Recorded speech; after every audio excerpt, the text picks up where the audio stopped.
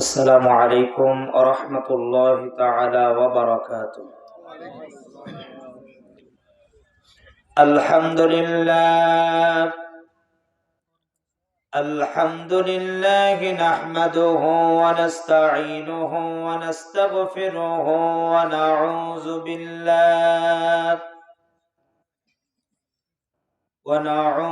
بالله من شرور أنفسنا ومن سيئات أعمالنا. من يهد الله فلا مضل له ومن يضلله فلا هادي له، ونشهد أن لا إله إلا الله وحده لا شريك له، الذي أرسله بالحق بشيرا ونذيرا وداعيا إلى الله بإذنه وسراجا منيرا. فقد قال الله تعالى في كلامه المجيد والفرقان الحميد: أعوذ بالله من الشيطان الرجيم. بسم الله الرحمن الرحيم. إن الله وملائكته يصلون على النبي يا أيها الذين آمنوا صلوا عليه وسلموا تسليما. اللهم صل على محمد كما صليت على إبراهيم وعلى آل إبراهيم إنك حميد مجيد. اللهم بارك على محمد وعلى آل محمد كما باركت على إبراهيم وعلى آل إبراهيم إنك حميد مجيد। ঐতিহ্যবাহী Madhumati timber and sawmill এবং অত্র এলাকার শ্রমিক ভাইদের উদ্যোগে ঐতিহাসিক তাফসিরুল কোরআন মাহফিলের সুনামধন্য সভাপতি, বিশিষ্ট ইসলামী চিন্তাবিদ, রাইসুল মুফাসসিরিন, লঞ্চঘাট জামে মসজিদের সুযোগ্য ইমাম ও খতিব জনাব হযরত মাওলানা মুফতি আশরাফ হোসেন সাহেব, আল্লাহ সুবহানাহু ওয়া তাআলা সম্মানিত সভাপতি সাহেবকে কবুল মঞ্জুর করে নিন। সকলে বলি আল্লাহুম্মা আমিন। উপস্থিত রয়েছেন আজকের মাহফিলের সম্মানিত আলোচকবৃন্দ, আমার আগে যারা আলোচনা করে কোরআন পিপাসুক ভাইদেরকে বোনদেরকে মুখরিত করেছেন, আলোচনা রেখে ধন্য করেছেন, আমার সম্মানিত পিতা জনাব হাফেজ হযরত মাওলানা কারি গোলাম রসুল সাহেব, আতালাল্লাহু উমরাহু ওয়া বারাকাল্লাহু ফি হায়াতি। উপস্থিত রয়েছেন বিভিন্ন মসজিদের ইমাম ও খতিব, বিভিন্ন মাদ্রাসার আসাদায়ে কেরাম, সামনে উপস্থিত কোরআন প্রেমিক, ইসলাম প্রেমিক, তাওহীদি জনতা। উপস্থিত রয়েছেন সিটিএসবি সহ বাংলাদেশের বিভিন্ন দায়িত্বশীল প্রশাসনের ভাইয়েরা, সামনে উপস্থিত সাংবাদিক বন্ধুগণ, আসসালামু আলাইকুম ওয়া রাহমাতুল্লাহি তাআলা ওয়া বারাকাতুহু।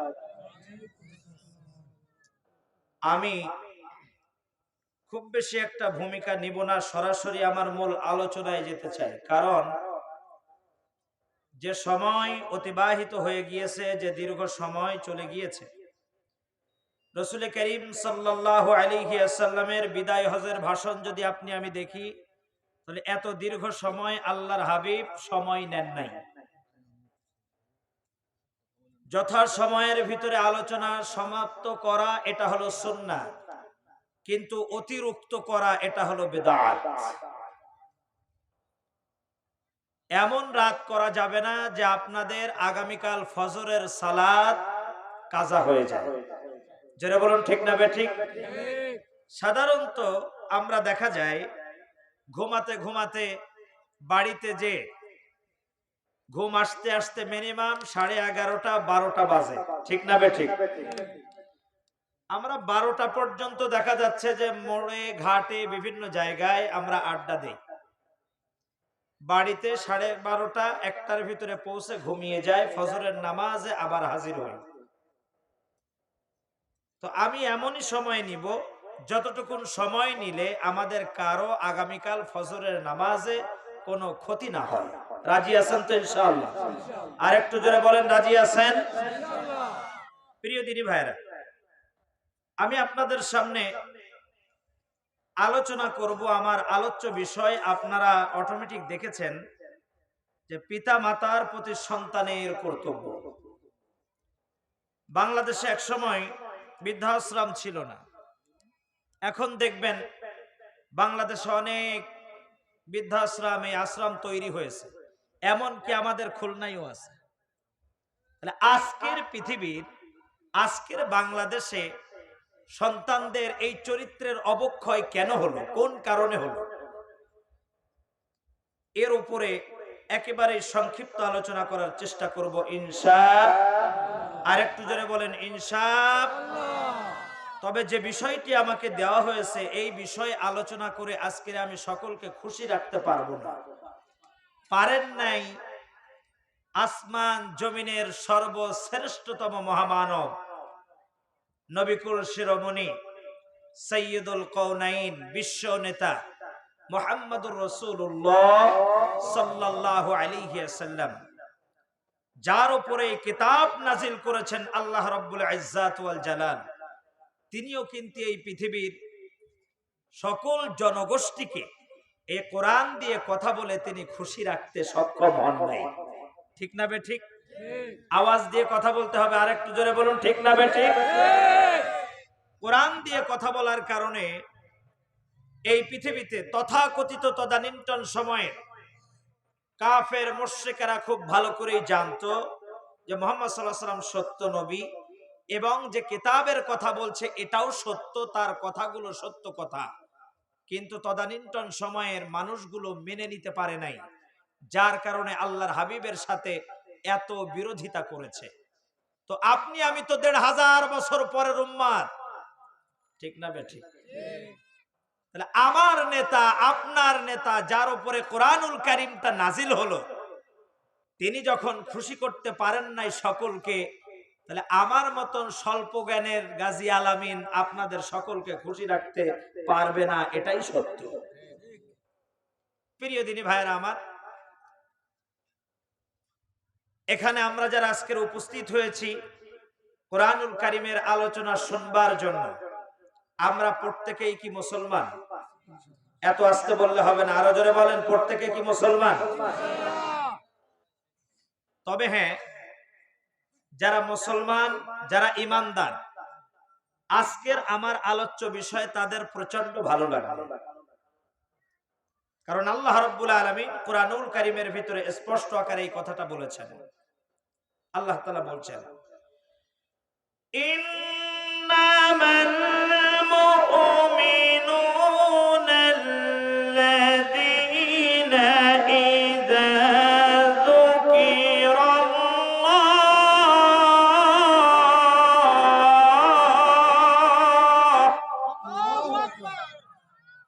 আল্লাহ তাআলা বলছেন যারা মুমিন তারা আল্লাহ রাব্বুল আলামিনের কথা যখন শুনবে, কোরআনের আয়াত শুনবে, আল্লাহর নাম শুনবে, তখন মুমিনদের অন্তঃকরণটা আল্লাহ তাআলার ভয়ে কম্পন সৃষ্টি হবে। কার ভয়ে?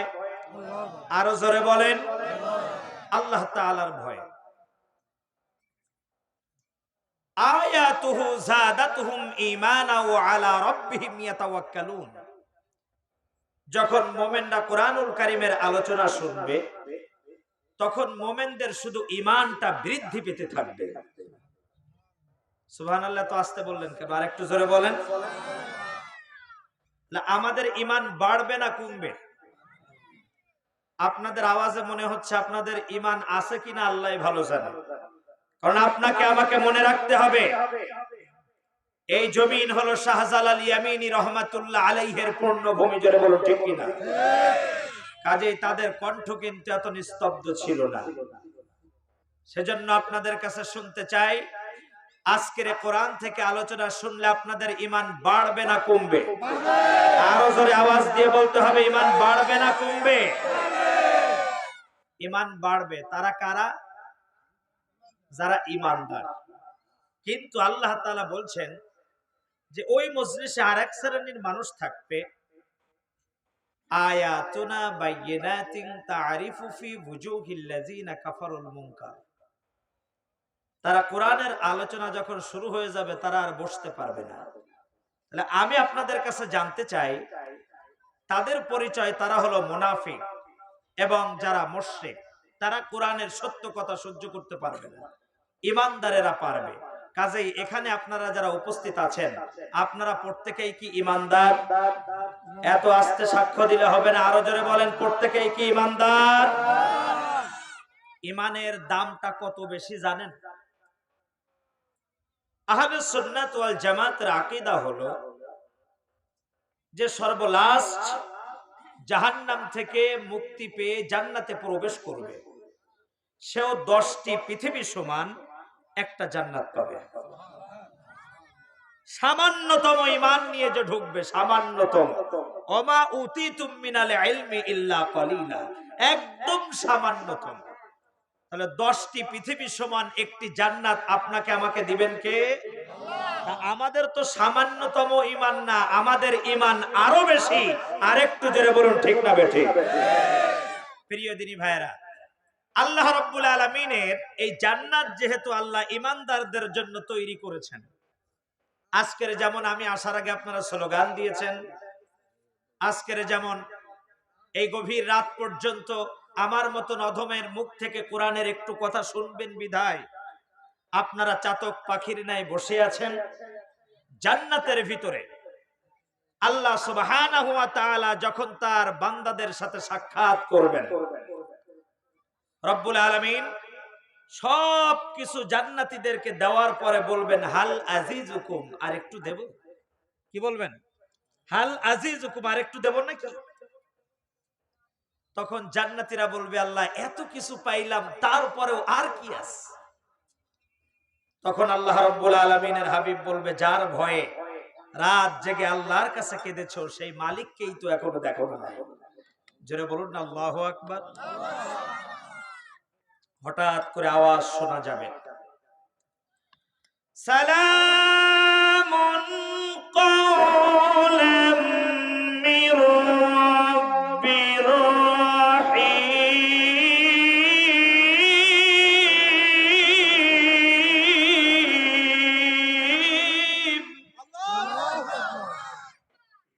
শুনতে পাবে। এই আওয়াজটি জান্নাতীরা শুনে বিভোর হয়ে যাবে যে এত সুন্দর কণ্ঠের আওয়াজ জীবনেও তো কোনোদিন শুনি নাই। একজন আর একজনের দিকে তাকাবে যে এই আওয়াজটা কে দিল, এই আওয়াজটি কার? আর একটু জোরে বলেন, এই আওয়াজটি কার? এই জান্নাতের মেহমান আমরা কি সকলে হতে চাই? কে কে হতে চান না শেষে হাত তোলেন। আমি মাঝে মাঝে নেগেটিভ উল্টো পাল্টা বলে আপনাদেরকে অ্যাক্টিভ করব। এই জান্নাতের মেহমান হতে চান কে কে? দুহাত তুলে আল্লাহকে দেখান। আলহামদুলিল্লাহ, হাত না। আচ্ছা, এই জান্নাতের দরজা মনে করেন কিয়ামতের ময়দানে আল্লাহ তাআলা যদি বলেন যে আজকের বিচারের মাঠটাট কিছু নাই, দরজা ওপেন করে দিলাম, যে যত আগে পারো সে তত দ্রুত জান্নাতের ভিতরে ঢুকে যাও। আপনারা কি জান্নাতে ঢুকবার জন্য প্রতিযোগিতা করতেন? আগে না পিছনে? কে কে আগে ঢোকার জন্য প্রতিযোগিতা করতেন? দেখি সেই ইমানদার গুলো আর একবার হাত তোলেন তো। দেখেন তো কার পাশে কে হাত তোলে নাই, বুঝতে হবে ওটা মুনাফিক। আলহামদুলিল্লাহ, হাত তুলেছে, হাত নামান। তাহলে জান্নাতের ভিতরে আগে বসতে চাইলে এই মুহূর্তে এই যে 6 মিলের চত্বর, এটা কিন্তু 6 মিলের চত্বর নয়, এটা হলো রিয়াজুল জান্নাহ। এটা আল্লাহর কি? আরেকটু জোরে বলেন, রিয়াজুল জান্নাহ। তাহলে আপনারা বলেছেন আল্লাহর জান্নাতে আগে ঢুকতে চাই, আল্লাহর নিকটবর্তী আমরা থাকতে চাই। জান্নাতের ভিতরে স্তর বাই স্তর আমল অনুযায়ী আপনার জায়গা হবে, আপনি ইচ্ছা মতন ঠেলে সামনে যেতে পারবেন না। তাহলে আল্লাহর জান্নাতে আল্লাহর নিকটবর্তী যারা আমাকে রাস্তা থেকে দেখছেন, অনেকে দূরের থেকে দেখছেন, এই দেখা আর আমার পাশে থেকে যারা আমাকে দেখছে, এই দুই দেখা কি একরকম হবে? আর একটু আওয়াজ দিয়ে বলেন, দুই দেখা কিন্তু এক নয়। তো ঠিক অনুরূপ ভাবে আমল অনুযায়ী আল্লাহর জান্নাতে এক একজন সিট পাবে। এখন আপনারা বলুন, আপনারা কি আল্লাহর নিকটে থাকতে চান নাকি দূরে থাকতে চান? আল্লাহ রাব্বুল আলামিনের নিকটবর্তী যদি হতে হয়, দুনিয়ার বুকে কুরআনুল কারীমের নিকটে চলে আসতে হবে। দুনিয়ায় যারা আল্লাহর কোরআনের নিকটবর্তী হয়ে যাবে, জান্নাতের ভিতরে আল্লাহর নিকটে তারা থাকতে পারবে। জোরে বলুন আল্লাহু আকবার। সেজন্য আপনারা হাত তুলে বলেছেন আল্লাহর জান্নাতে আগে ঢুকতে চাই এবং আল্লাহর নিকটে থাকতে চাই। এই মুহূর্তে কোরআন আছে এখানে, আপনারা থাকবেন রাস্তায়, তাহলে কিন্তু আল্লাহর জান্নাতে আল্লাহর নিকটবর্তী হওয়া সম্ভব নয়। জোরে বলুন ঠিক না বেঠিক? সেজন্য এই মুহূর্তে যার সামনে যতটুকুন ফাঁকা জায়গা আছে আগে পূরণ করে বসুন, সামনে আসেন। যে জায়গা থেকে উঠবেন না, বুঝবো আল্লাহর জান্নাত তার দরকার নাই, এটাই প্রমাণ হবে। আসেন। অনেকে ঠান্ডার ভেতর উঠতে চাচ্ছে না, তার মাজায় একটু চিমটি দেন তো জোরে জোরে। ভাই সাউন্ড বাড়বে। আপনার সাউন্ড কতই আছে এখন? 5-এ 8-এ দেন, সাউন্ড 8-এ দেন।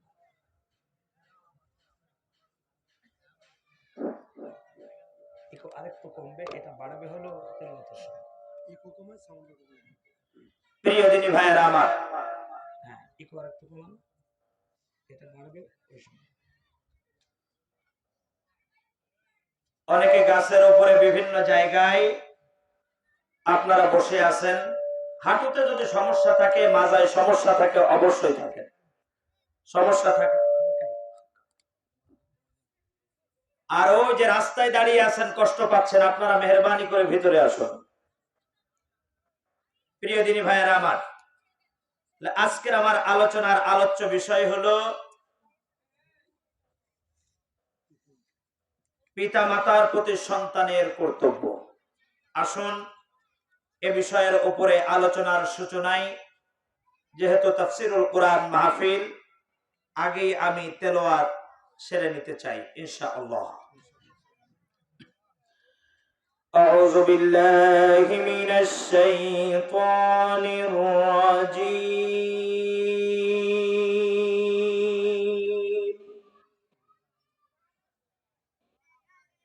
বিসমিল্লাহির রাহমানির রাহিম।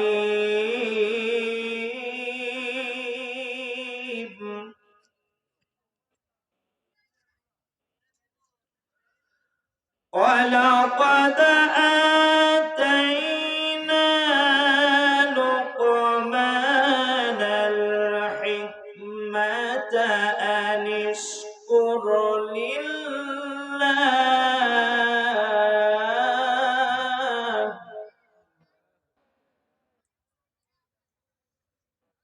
ومن يشكر فإنما يشكر لنفسه ومن كفر فإن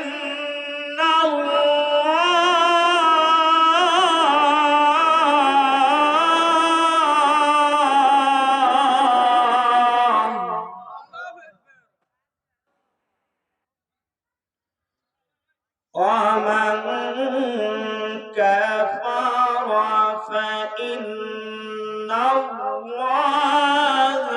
غني حميد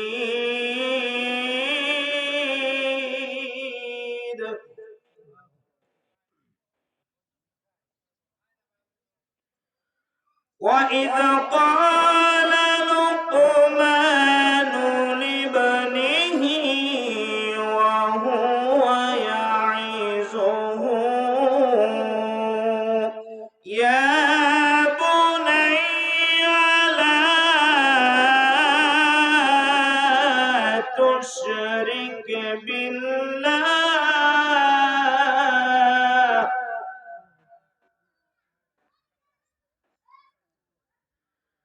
إن الشرك لظلم عظيم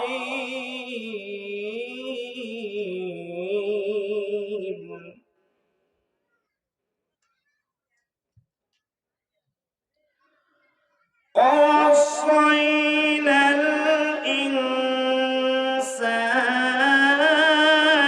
بوالديه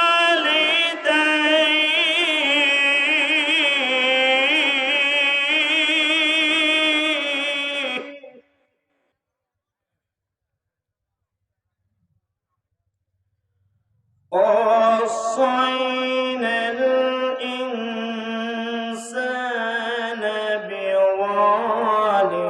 بوالديه حملته أمه وهنا على وهن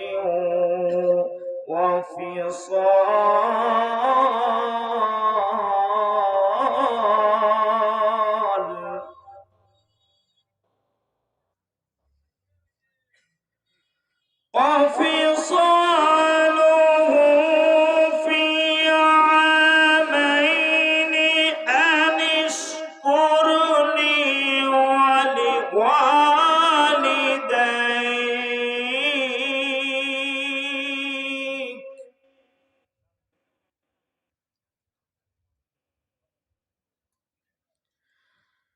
أن اشكر لي ولوالديك إلي المصير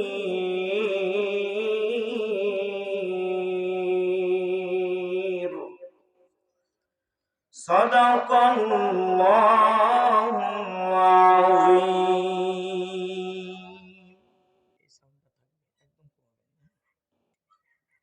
আমি আপনাদের সামনে তেলাওয়াত করেছি সূরাতুল লোকমান। সূরাতুল লোকমান বিশ্বনবী সাল্লাল্লাহু আলাইহি ওয়াসাল্লামের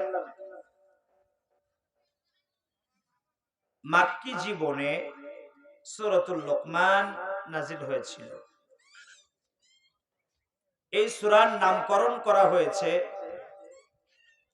অত্র সূরার দ্বিতীয় নম্বর রুকু থেকে। সাইয়েদনা লোকমান আলাইহিস সালাতু ওয়াস সালাম তার সন্তানের সাথে কিভাবে মহান রবের পরিচয় করিয়ে দিয়েছিলেন, আর মহান মালিক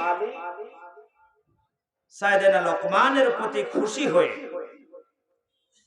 সন্তানের সাথে পিতার সম্পর্কটা কেমন হবে, পিতার সাথে সম্পর্কটা সন্তানের কেমন হবে, এই দায়িত্বটা স্বয়ং আল্লাহ রাব্বুল ইজ্জাত ওয়াল জালাল নিজেই নিয়ে পিতামাতার প্রতি ইহসান সন্তান কেমনে করবে এটা আল্লাহ নিজেই সন্তানদেরকে শিক্ষা দিয়েছিলেন। সূরাতুল লোকমান আয়াত সংখ্যা হলো 34টি, 4টি রুকু বিশিষ্ট সূরাতুল লোকমান। এই সূরাটি নাজিল হয়েছিল মক্কা জীবনে এমন একটি প্রেক্ষাপটে যখন দাওয়াতি কাজে চরমভাবে বাধা বিপর্যয় এসে দাঁড়িয়েছিল। আল্লাহ সুবহানাহু ওয়া তাআলা এই সূরাতুল লোকমান নাজিল করে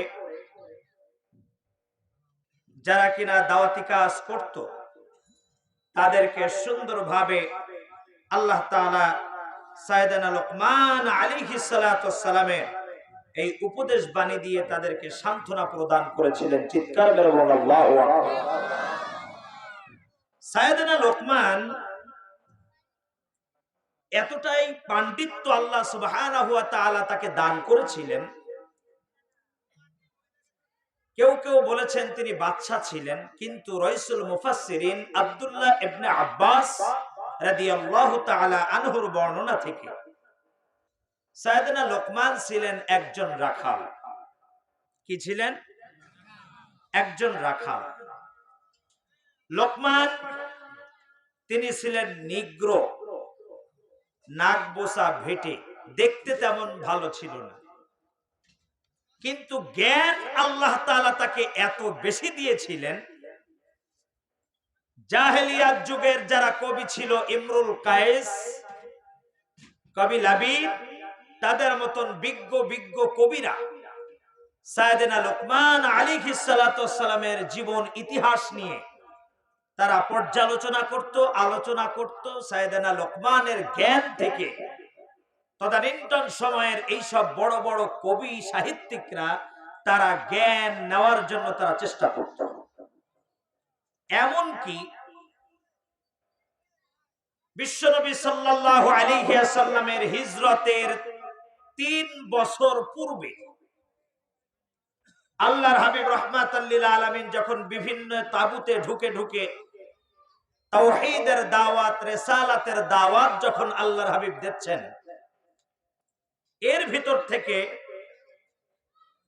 সুয়াইদ ইবনে সামিত রাদিয়াল্লাহু তাআলা আনহু তিনি হলেন মদিনাতুল মুনাওয়ারা থেকে মক্কা আল মুকাররমায় আল্লাহর হাবিবের হিজরতের 3 বছর আগে তিনি মক্কাতে এসেছেন হজ করতে। সুয়াইদ ইবনে সামিত রাদিয়াল্লাহু তাআলা আনহুর কাছে যখন আল্লাহর হাবিব তাওহীদ এবং রিসালাতের দাওয়াত দিলেন, সুয়াইদ ইবনে সামিত বলছে, মুহাম্মদ ইবনে আব্দুল্লাহ, তুমি আমাকে যে জ্ঞান গরিমার কথা বলছো, আমার কাছেও একটা সাহিত্য আছে ঠিক অনুরূপ, তার ভিতরেও এই কথাগুলোই বলছে। আল্লাহর হাবিব বললেন, আপনি কোথার অধিবাসী? তিনি বলছেন, আমি হলাম মদিনাতুল মুনাওয়ারার অধিবাসী। তখনও কিন্তু আল্লাহর হাবিব হিজরত করেন নাই। আল্লাহর হাবিব ডাক দিয়ে বললেন, তোমার এই কিতাবখানি আমাকে একটু দেওয়া যাবে কি? আমাকে একটু তুমি এই কিতাব সম্পর্কে একটু পর্যালোচনা করে শোনাবে কি? সুয়াইদ ইবনে সাবিত রাদিয়াল্লাহু তাআলা আনহু সুন্দর করে বর্ণনা করা শুরু করলেন। এই বর্ণনার ফলে আল্লাহর হাবিব রাহমাতাল লিল আলামিন তাকিয়ে দেখলেন, যার জীবনী সম্পর্কে আলোচনা করছে সুয়াইদ ইবনে সামিত, তিনি আর কেহ নন, তিনি হলেন সাইয়েদনা লোকমান। সাইয়েদনা লোকমান হিকিমের এই ইতিহাস তিনি শোনার পরে, পড়ার পরে আল্লাহর হাবিব বললেন, দেখো এখানে যে কথাগুলো আছে এর চেয়ে উত্তম কথা আমার কাছে আছে। এর চেয়ে কি? আর একটু আওয়াজ দিয়ে বলেন, এর চেয়ে অতি উত্তম কথা। সে কথা কার? আরেকটু জোরে বলেন। আল্লাহর হাবিব বললেন সেই কিতাব হলো ইন্নাহু লাকাউলু রাসূলিন কারীম।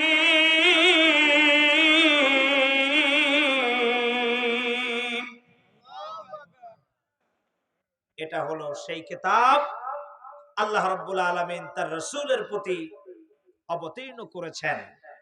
প্রিয় দিনী ভাইরা, এই সম্মানিত রাসূলের কাছে আল্লাহ তাআলা দিয়েছেন কোরআনুল কারীমের দাওয়াত পাওয়ার পরে সুয়াইদ ইবনে সামিত রাদিয়াল্লাহু তাআলা আনহু আর দেরি নয়, ডাক দিয়ে বলছে মুহাম্মদ সাল্লাল্লাহু আলাইহি ওয়াসাল্লাম, আমাকে দ্রুত আপনি পড়িয়ে দিন লা ইলাহা ইল্লাল্লাহু মুহাম্মাদুর রাসূলুল্লাহ। কলেমা পড়ে তিনি মুসলিম হলেন। মদিনাতুল মুনাওয়ারায় যারা ইসলাম কবুল করেছিল তার ভিতরে সর্বপ্রথম যিনি ইসলাম কবুল করেছিলেন তিনি হলেন সুয়াইদ ইবনে সামিত। মদিনাবাসীর ভিতরে সর্বপ্রথম মুসলিম। চিৎকার মেরে বলুন আল্লাহু আকবার। প্রিয় দিনী ভাইরা আমার, আল্লাহ রাব্বুল ইজ্জাত ওয়াল জালাল আপনাকে আমাকে লক্ষ্য করে বললেন, শোনো, আমি লোকমানকে হিকমা দিয়েছিলাম, জ্ঞান দিয়েছিলাম, প্রজ্ঞা দিয়েছিলাম। কি জন্য দিয়েছিলাম? শোনো, ওয়ালাকাদ আতাইনা লুকমানাল হিকমাতা আনিশকুর লিল্লাহ ওয়া মান ইয়াশকুরু ফাইন্নামা ইয়াশকুরু লিনাফসিহি ومن كفر فإن الله غني حميد। আল্লাহ রাব্বুল আলামিন বললেন, আমি লোকমানকে হিকমা দিয়েছিলাম, আমি জ্ঞান দান করেছিলাম। এজন্যই জ্ঞান দান করেছিলাম যাতে করে আমার লোকমান আমি আল্লাহ রাব্বুল আলামিনের কৃতজ্ঞ হয়ে যায়। জোরে বলেন কার কৃতজ্ঞ? আরো জোরে বলেন কার? তাহলে এই জ্ঞান কি শুধুমাত্র আল্লাহ রাব্বুল আলামিন লোকমানকে দিয়েছিলেন নাকি? এই জ্ঞান আপনার আমার নাই? আরেকটু আওয়াজ দিয়ে বলেন। বলতে পারেন না হুজুর আমাদের ভিতরে জ্ঞানটা ওরাম নাই। যদি জ্ঞান থাকতো তাহলে কি সোয়ামিলি কাজ করতাম নাকি? কথা বলেন না। আপনার যদি জ্ঞান নাই থাকতো তাহলে আপনি বলুন এই গাছটা কেমনে ফাড়লে পরে সুন্দর ফার্নিচার তৈরি করা যায়, এই জ্ঞান আপনাকে কে দিয়েছে? আপনার ইজ্জত কত আপনি জানেন না। আপনার ইজ্জত, আপনার সম্মান যে কত বেশি এটা আপনি জানেন না। বিশ্বনবী মুহাম্মদুর রাসূলুল্লাহ সাল্লাল্লাহু আলাইহি ওয়াসাল্লাম একজন কৃষকের হাত ধরে এইভাবে তিনি একবার এপিটোপিট করছেন, আর একবার বুকের সাথে মিশাচ্ছেন, আর একবার সুমা খাচ্ছেন। জোরে বলুন না সুবহানাল্লাহ। কৃষকটি কেঁদে দিয়েছে, চোখের পানি ছেড়ে দিয়েছে, ইয়া রাসূলুল্লাহ আপনি হলেন উভয় জগতের শ্রেষ্ঠ নেতা, আপনার মতন সফল নেতা আমার মতন কৃষকের হাত একবার বুকে লাগায় আর একবার চুমা খায়। কৃষক কেঁদে দিয়েছেন। আল্লাহর হাবিব ডাক দিয়ে বললেন, ও কৃষক, তোমার পরিচয় তুমি জানো না। তোমার পরিচয় হলো আল কাসিম হাবিবুল্লাহ। তোমার পরিচয় তুমি হলে আল্লাহর বন্ধু। কার বন্ধু? আরেকটু জোরে আওয়াজ দিয়ে বলেন। তুমি তো আল্লাহর ওলি, আর তুমি তো সবচাইতে বড় ওলি, তুমি আল্লাহর বন্ধু। তাহলে এখানে আমার সামনে যারা বসে আছেন অধিকাংশ আমার মনে হয় আপনারা দিন মজুর। কথা বলেন না কেন? আমাদের দেশের একটা রেওয়াজ আছে, ওলি হিসেবে চিন্তা করে যে হুজুরের যত বড় পেট মোটা সেই হুজুর তত বেশি আল্লাহর ওলি। কথা বলেন না কেন? কিন্তু আল্লাহর ওলি হলো সেই ব্যক্তি যে মাথার ঘাম পায়ে ফেলে দুহস্তে হালাল উপার্জন করে, সেই হলো আল্লাহর ওলি। জোরে বলুন ঠিক না বে ঠিক? আপনাদের ইনকামের ভিতরে যে কতটা হালাল আপনারা জানেন না। আমরা যারা কলমের খোসায় আয় করি, আমাদের এই কলমের খোসার ভিতরে অনেক হারাম ঢুকে যেতে পারে, সেটা ইচ্ছাই হোক আর অনিচ্ছাই হোক। আর আপনাদের উপার্জনের ভিতরে হারাম ঢোকার কোনো রাস্তা নাই। সেজন্য বিশ্বনবী সাল্লাল্লাহু আলাইহি ওয়াসাল্লাম বলেছেন, তোমরা শ্রমিকের গায়ের ঘাম শুকাবার আগেই তাদের দেনা পাওনা পরিশোধ করে দাও। কিন্তু আমরা তো তা করি না। আমাদের অনেক সময় দেখবেন শ্রমিকদের উপর স্টিম রোলারও চলে। জোরে বলুন ঠিক না বেঠিক? প্রিয় দিনী ভাইরা আমার, আল্লাহ রাব্বুল আলামিন আপনাকে আমাকে এই জ্ঞান দান করেছেন, আর জ্ঞানের মেমোরিটা এত বেশি দিয়েছেন, সারাটা জীবন ভর শুধু লোড করবেন, আনলোডের প্রয়োজন একবারও হবে না। একবারও আপনার আমার আনলোডের প্রয়োজন নাই। এই যে মনে করেন এখানে যারা ভিডিও করছে, সাংবাদিক বৃন্দ, আরো যারা ভিডিও করছেন মোবাইলে, আপনাদের মেমোরি ফুল হয়ে গেলে এটা কি করতে হয়? ডিলিট করতে হবে, তারপরে আর একটা ঢোকানো যাবে। এর আগে কি ঢোকানো যাবে? যাবে না। আল্লাহ তাআলা আপনাকে আমাকে অসংখ্য সেল দান করেছেন। এই ব্রেনের ভিতরে কি দিয়েছেন? সেল। এই সেল মানে কিন্তু কন্ডেম সেল না, বুক সেলফ না, এটা হলো CELL সেল। অর্থাৎ কোনটা আছে বুদ্ধির সেল, কোনটা আছে জ্ঞানের সেল। বিভিন্ন সেল দিয়ে আল্লাহ তাআলা আপনার আমার এই ব্রেনটাকে বিভিন্ন সেল দিয়ে সাজিয়েছেন। আল্লাহ রাব্বুল আলামিন এমন ভাবে সাজিয়েছেন, সারাটা জীবন ভর ধরে আপনি এই ব্রেন নামক সেলের ভিতরে শুধু লোড করবেন, কোনদিন আপনার আনলোডের প্রয়োজন হবে না। কিন্তু সারাটি জীবন ভর আপনি শুধু লোড দিলেন, লোড দেওয়ার পরে 100 ভাগের 1 কোনাও আপনি জ্ঞান দিয়ে ভরতে পারবেন না। এত মেমোরি আল্লাহ তাআলা আপনাকে আমাকে এই ব্রেনের ভিতরে দান করেছেন। সুবহানাল্লাহ বলবেন না? এরপরেও যদি বলেন হুজুর আমি বুঝি না, আমার এত জ্ঞান নাই, তাহলে এটাই হলো আপনার শয়তানের সবচেয়ে বড় ধোঁকা। যে হুজুর ওটা আমার বোঝার সময় নেই, ও কোরআনুল কারীম ওটা কঠিন জিনিস, ও আমরা পারবো না। কোরআন সহজ, এই কথাটা কার? আল্লাহ তাআলা নিজেই বলছেন, ওয়ালাকাদ ইয়াসসারনাল কুরআনা লিযিকরি ফাহাল মিন মুত্তাকিন। আমি কোরআনকে তোমাদের জন্য সহজ করে নাজিল করেছি, আসো কি কেউ এর থেকে উপদেশ গ্রহণ করবে? এখন যদি আমি বলি যে কোরআনটা হলো কঠিন, তাহলে বুঝতে হবে আপনাকে আমাকে আজাজিল শয়তান কঠিন আকারে ভর করেছে। সেটা কেমন? এই যে বলছেন আমি কোরআন বুঝি না, আমার পড়ার মতন জ্ঞান নেই, এটাই হলো শয়তানের একটা ধোঁকা। শয়তান যখন আল্লাহ তাআলা বললেন উসজুদু লিআদম, সিজদা করো, কাকে? এত আস্তে বললেন কেন? আরেকটু জোরে বলেন। সিজদাটা কিন্তু মূল লক্ষ্য না, এটা হলো আল্লাহর আদেশ। উসজুদু লিআদম, তোমরা সিজদা করো, এটা ছিল কার আদেশ? আল্লাহর আদেশ। কার প্রতি? সকল ফেরেশতা কুলকে আল্লাহ আদেশ করলেন। কিন্তু মজার বিষয় হলো যে আরশে আজিমের নিচে, তাফসিরে ইতকানের হাসিয়ার ভিতরে এসছে যে আরশে আজিমের নিচে, আরশে আজিম কোনটা আমরা জানি, আল্লাহ সব জায়গায় আছে, কিন্তু আল্লাহ তাআলা বলছেন আর রহমানু আলাল আরশিস্তাওয়া। আল্লাহ কোথায়? আরশে আজিম, তিনি সেখানেই বিদ্যমান, সেখানে থেকে তিনি সব কিছুতে দেখছেন।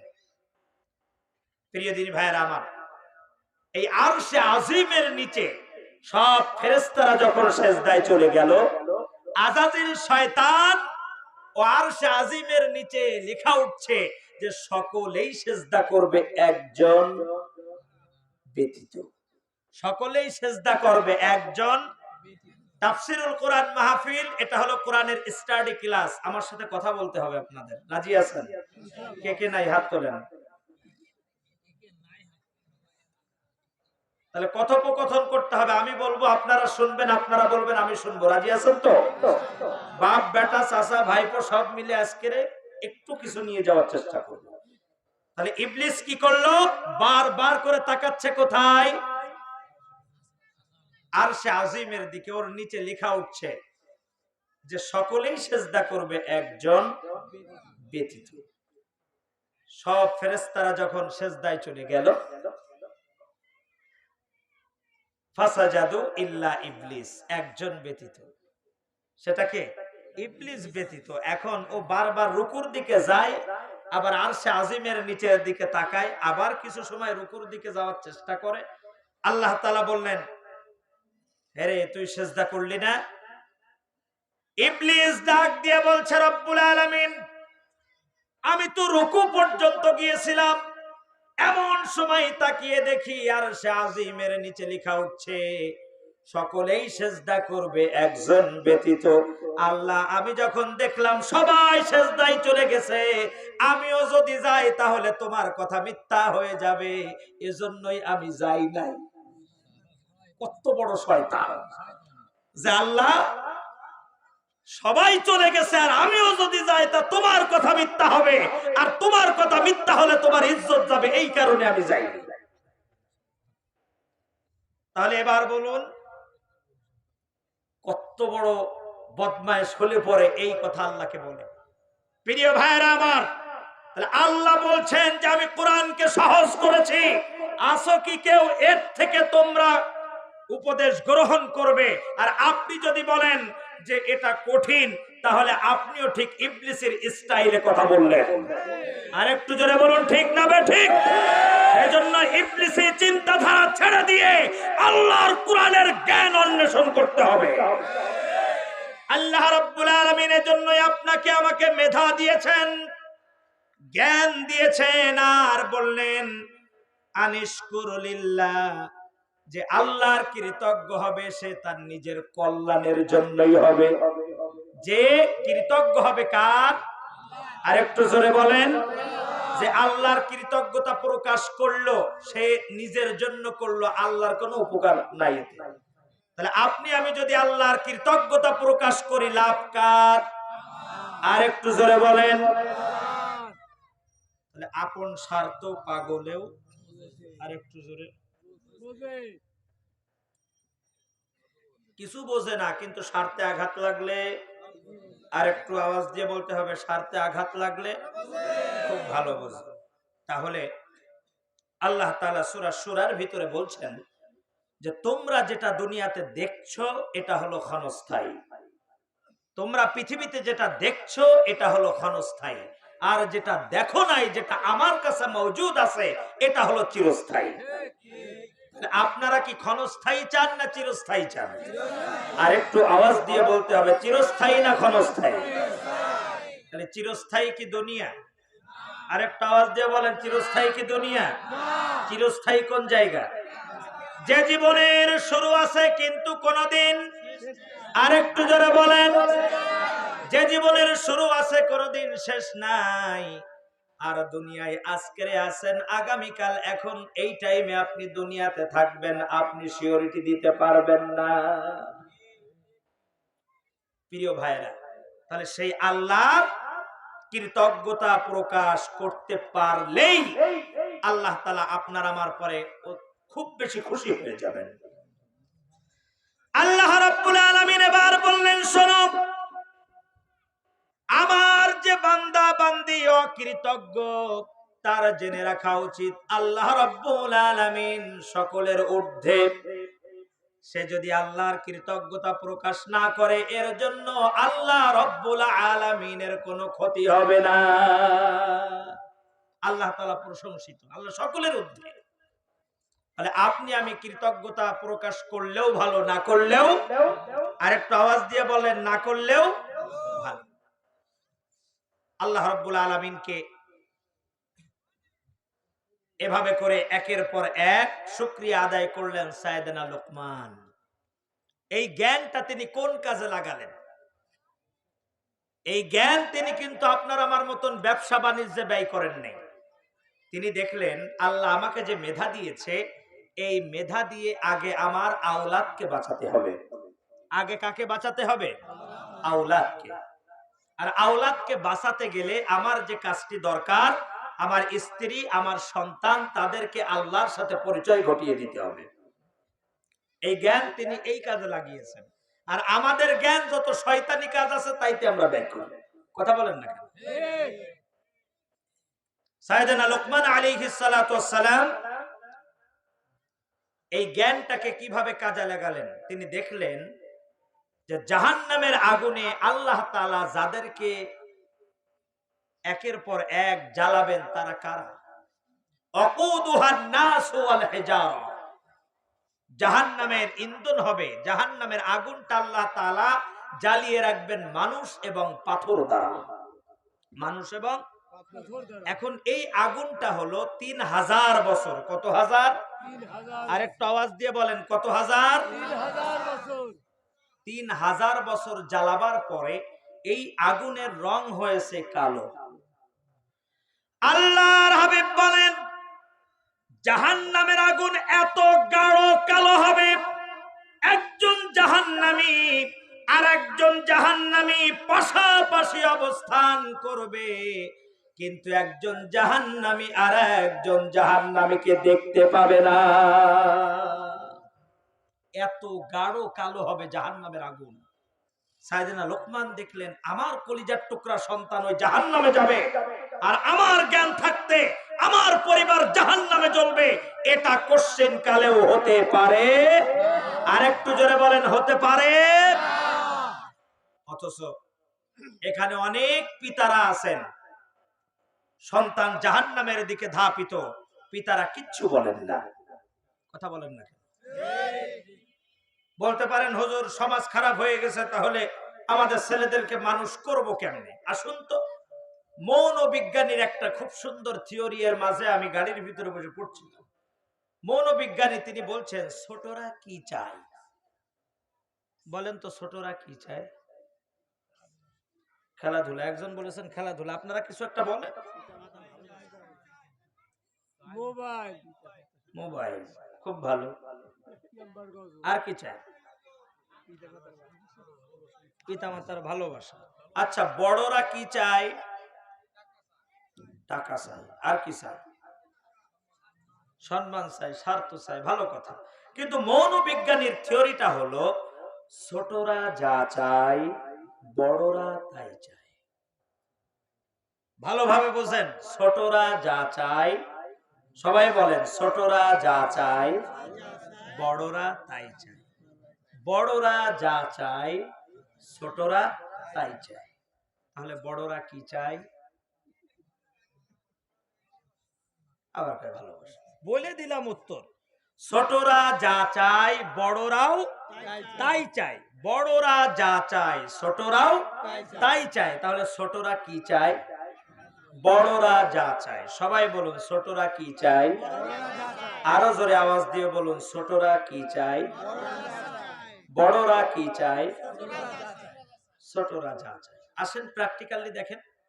আজকের এই সন্ধ্যা বাজার থেকে দুটো কাতলা মাছ কিনবেন। এক একটা কাতলা মাছের ওজন 3 কেজি হতে হবে। দুইটা কাতলা মাছ নিয়ে আপনি বাড়ি যেয়ে খুব সুন্দর করে ভুনা করবেন। স্বামী স্ত্রী দুজনে দুইটা মাথা খাবেন।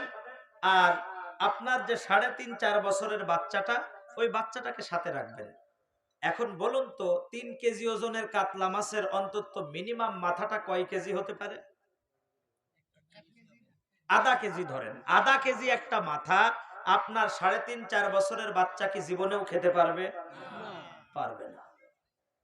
এখন স্বামী স্ত্রী সিদ্ধান্ত নিলেন আজকে আমরা দুইজনে দুইটা মাথা খাবো, বাচ্চাকে একটা পেটি বলেন, দাকা বলেন,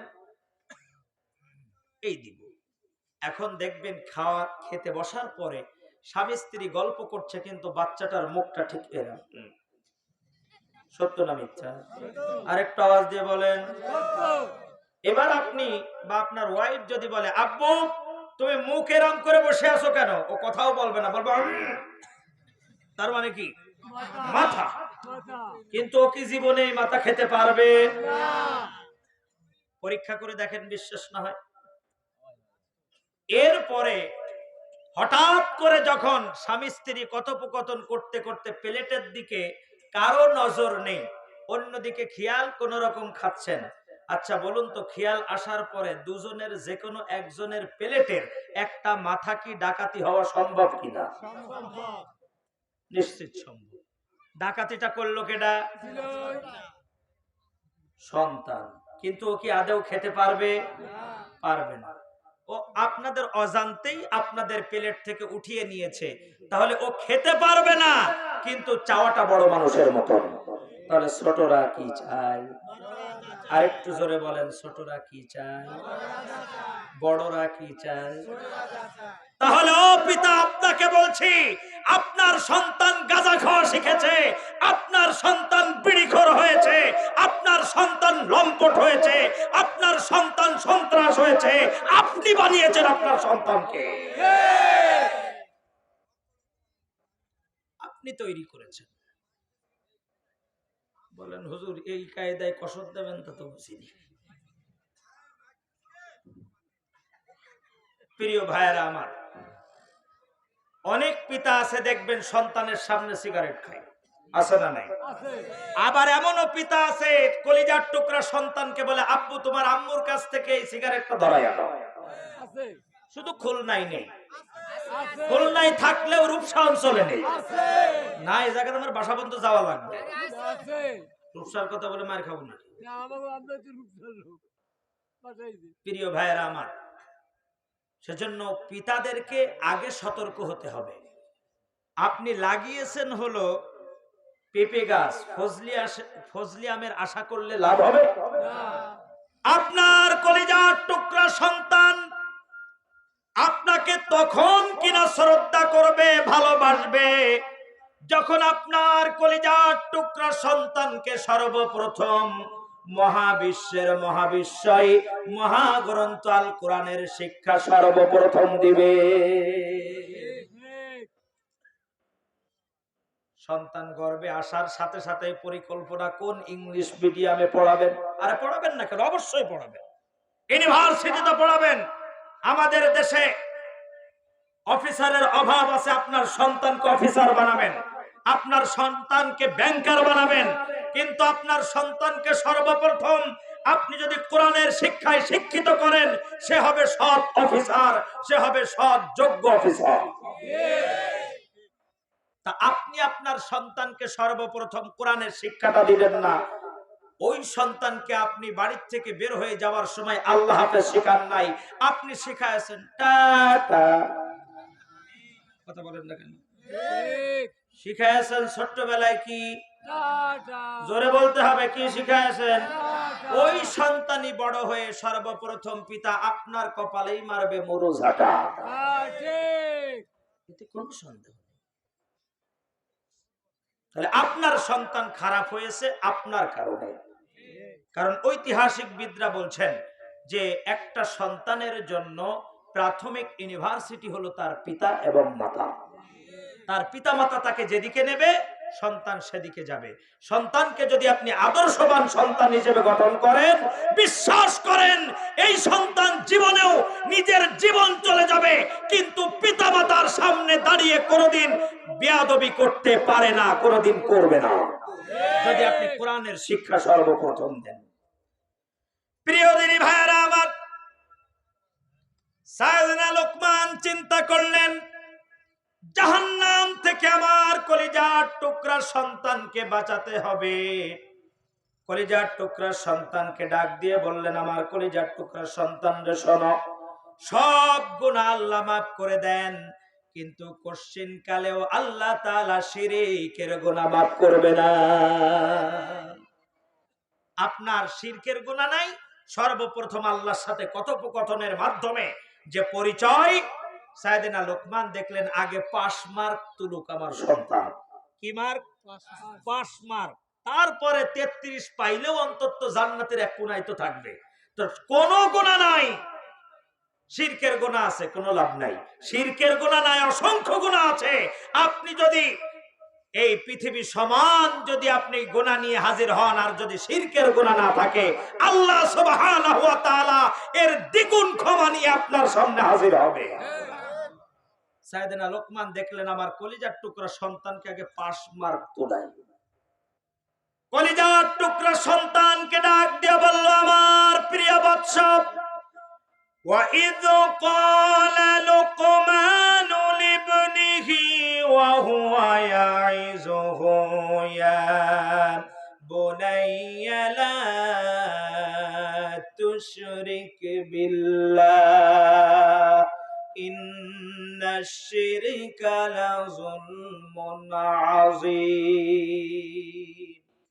আমার প্রিয় সন্তান, খবরদার কখনোর জন্য আল্লাহর সাথে কাউকে অংশীদার সাব্যস্ত করো না। আজকের দেখুন আমরা সেই জায়গাটাও কিন্তু দুর্বল।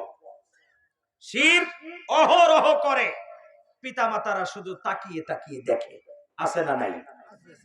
আবার সেই রবের সামনে যখন সেজদা করে, মনে হয় যেন পেছন থেকে কাশি দড়ি দিয়ে ওই নদীর ওপার থেকে কেউ টানে। এরকম আছে না নাই?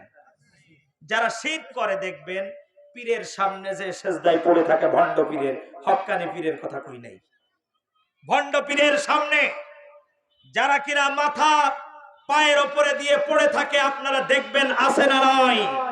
এটা শিরক। আচ্ছা বলুন তো, যখন সে এইভাবে পীরের পায়ের উপরে সেজদা দিয়ে পড়ে থাকে, ওকে ঠকাস করে পড়ে অমনি উঠে দৌড় দেয়? কথার উত্তর দেন। অত শিরকটা করছে কতটা ভক্তিপূর্ণতার সাথে। মাজারে যে কপাল ঠেকিয়ে দিয়ে সন্তান চাই, বাবা একটা সন্তানের ব্যবস্থা করো, আছে না নাই? আছে, শুধু এই অঞ্চলে নাই, আছে। তাহলে এটাও হলো শিরক। এটাও কি শিরক? ওখানে মাথাটা ফেলে রেখে বসে থাকে। আচ্ছা বলুন তো, সে কি কোন রকম একটু সোয়াই উঠে যায়? তা কিন্তু করে না। সে কি করে? ভক্তি শ্রদ্ধার সাথে থাকে। আর আমরা যারা আল্লাহকে সেজদা দেই, কোন রকম সুবহান রাব্বিয়াল আলা বলতে পারলেই হয়, লাফ দিয়ে উঠে পড়ি। প্রিয় দিনী ভাইরা আমার, সাইয়েদনা লোকমান ডাক দিয়ে বলল, কলিজার টুকরা সন্তান, খবরদার যেন কখনোর জন্য আল্লাহ রাব্বুল আলামিনের সাথে শিরক করবা না। এখানে জন্মদাতা পিতা শিক্ষা দিলেন, কলিজার টুকরা সন্তান শিরক করা যাবে না। আবার অন্যদিকে পৃথিবীতে যত নবী এসেছেন, সমস্ত নবীর উপরে ঈমান আনা আপনার আমার জন্য ফরজ। আপনার আমার জন্য ঈমান আনাটা কি? আর একটু আওয়াজ দিয়ে বলেন, ঈমান আনাটা কি? ফরজ। কিন্তু মজার বিষয় হলো, একটু আওয়াজ দিবেন, কারণ আমার গলার অবস্থা খুব খারাপ। আজ কয়েকটা দিন একের পর এক জার্নি করে প্রতিনিয়ত রাত্রে প্রোগ্রাম থাকার কারণে আমার গলার প্রচন্ড ব্যথা। এটা যদি একান্ত কাছের প্রোগ্রাম না হতো, বাপ চাচাদের প্রোগ্রাম না হতো, তাহলে ছুটি নিতাম। কিন্তু ছুটি নিয়ে তো বাঁচা যাবে না, সেই জন্য আসা। একটু আওয়াজটা জোরে দিতে রাজি আছেন আপনারা? আর একটু আওয়াজ দিয়ে বলেন, রাজি আছেন? কে কে নাই হাত তোলেন তো। যাক, এখনো লোক আছে। প্রিয় ভাইয়েরা আমার, এখানে জন্মদাতা পিতা তার সন্তানকে উপদেশ দিল কি করা যাবে না। আর একটু জোরে বলেন। আর আপনার আমার মুসলিম মিল্লাতের জাতির পিতা তিনি কি বললেন? তিনি ঠিক একই কথাটাই বলেছেন। পৃথিবীতে যত নবী এসেছেন, সকল নবীর উপরে ঈমান আনা আপনার আমার উপরে কি ফরজ। কিন্তু একজন নবীর সাথে আপনার আমার সম্পর্ক একটু আলাদা, আছে না নেই? কোন নবী? শুরু হয়ে গেছে। আল্লাহ তাআলা কুরআনুল কারীমের ভিতরে বলছেন, মিল্লাতা আবিকুম ইব্রাহিম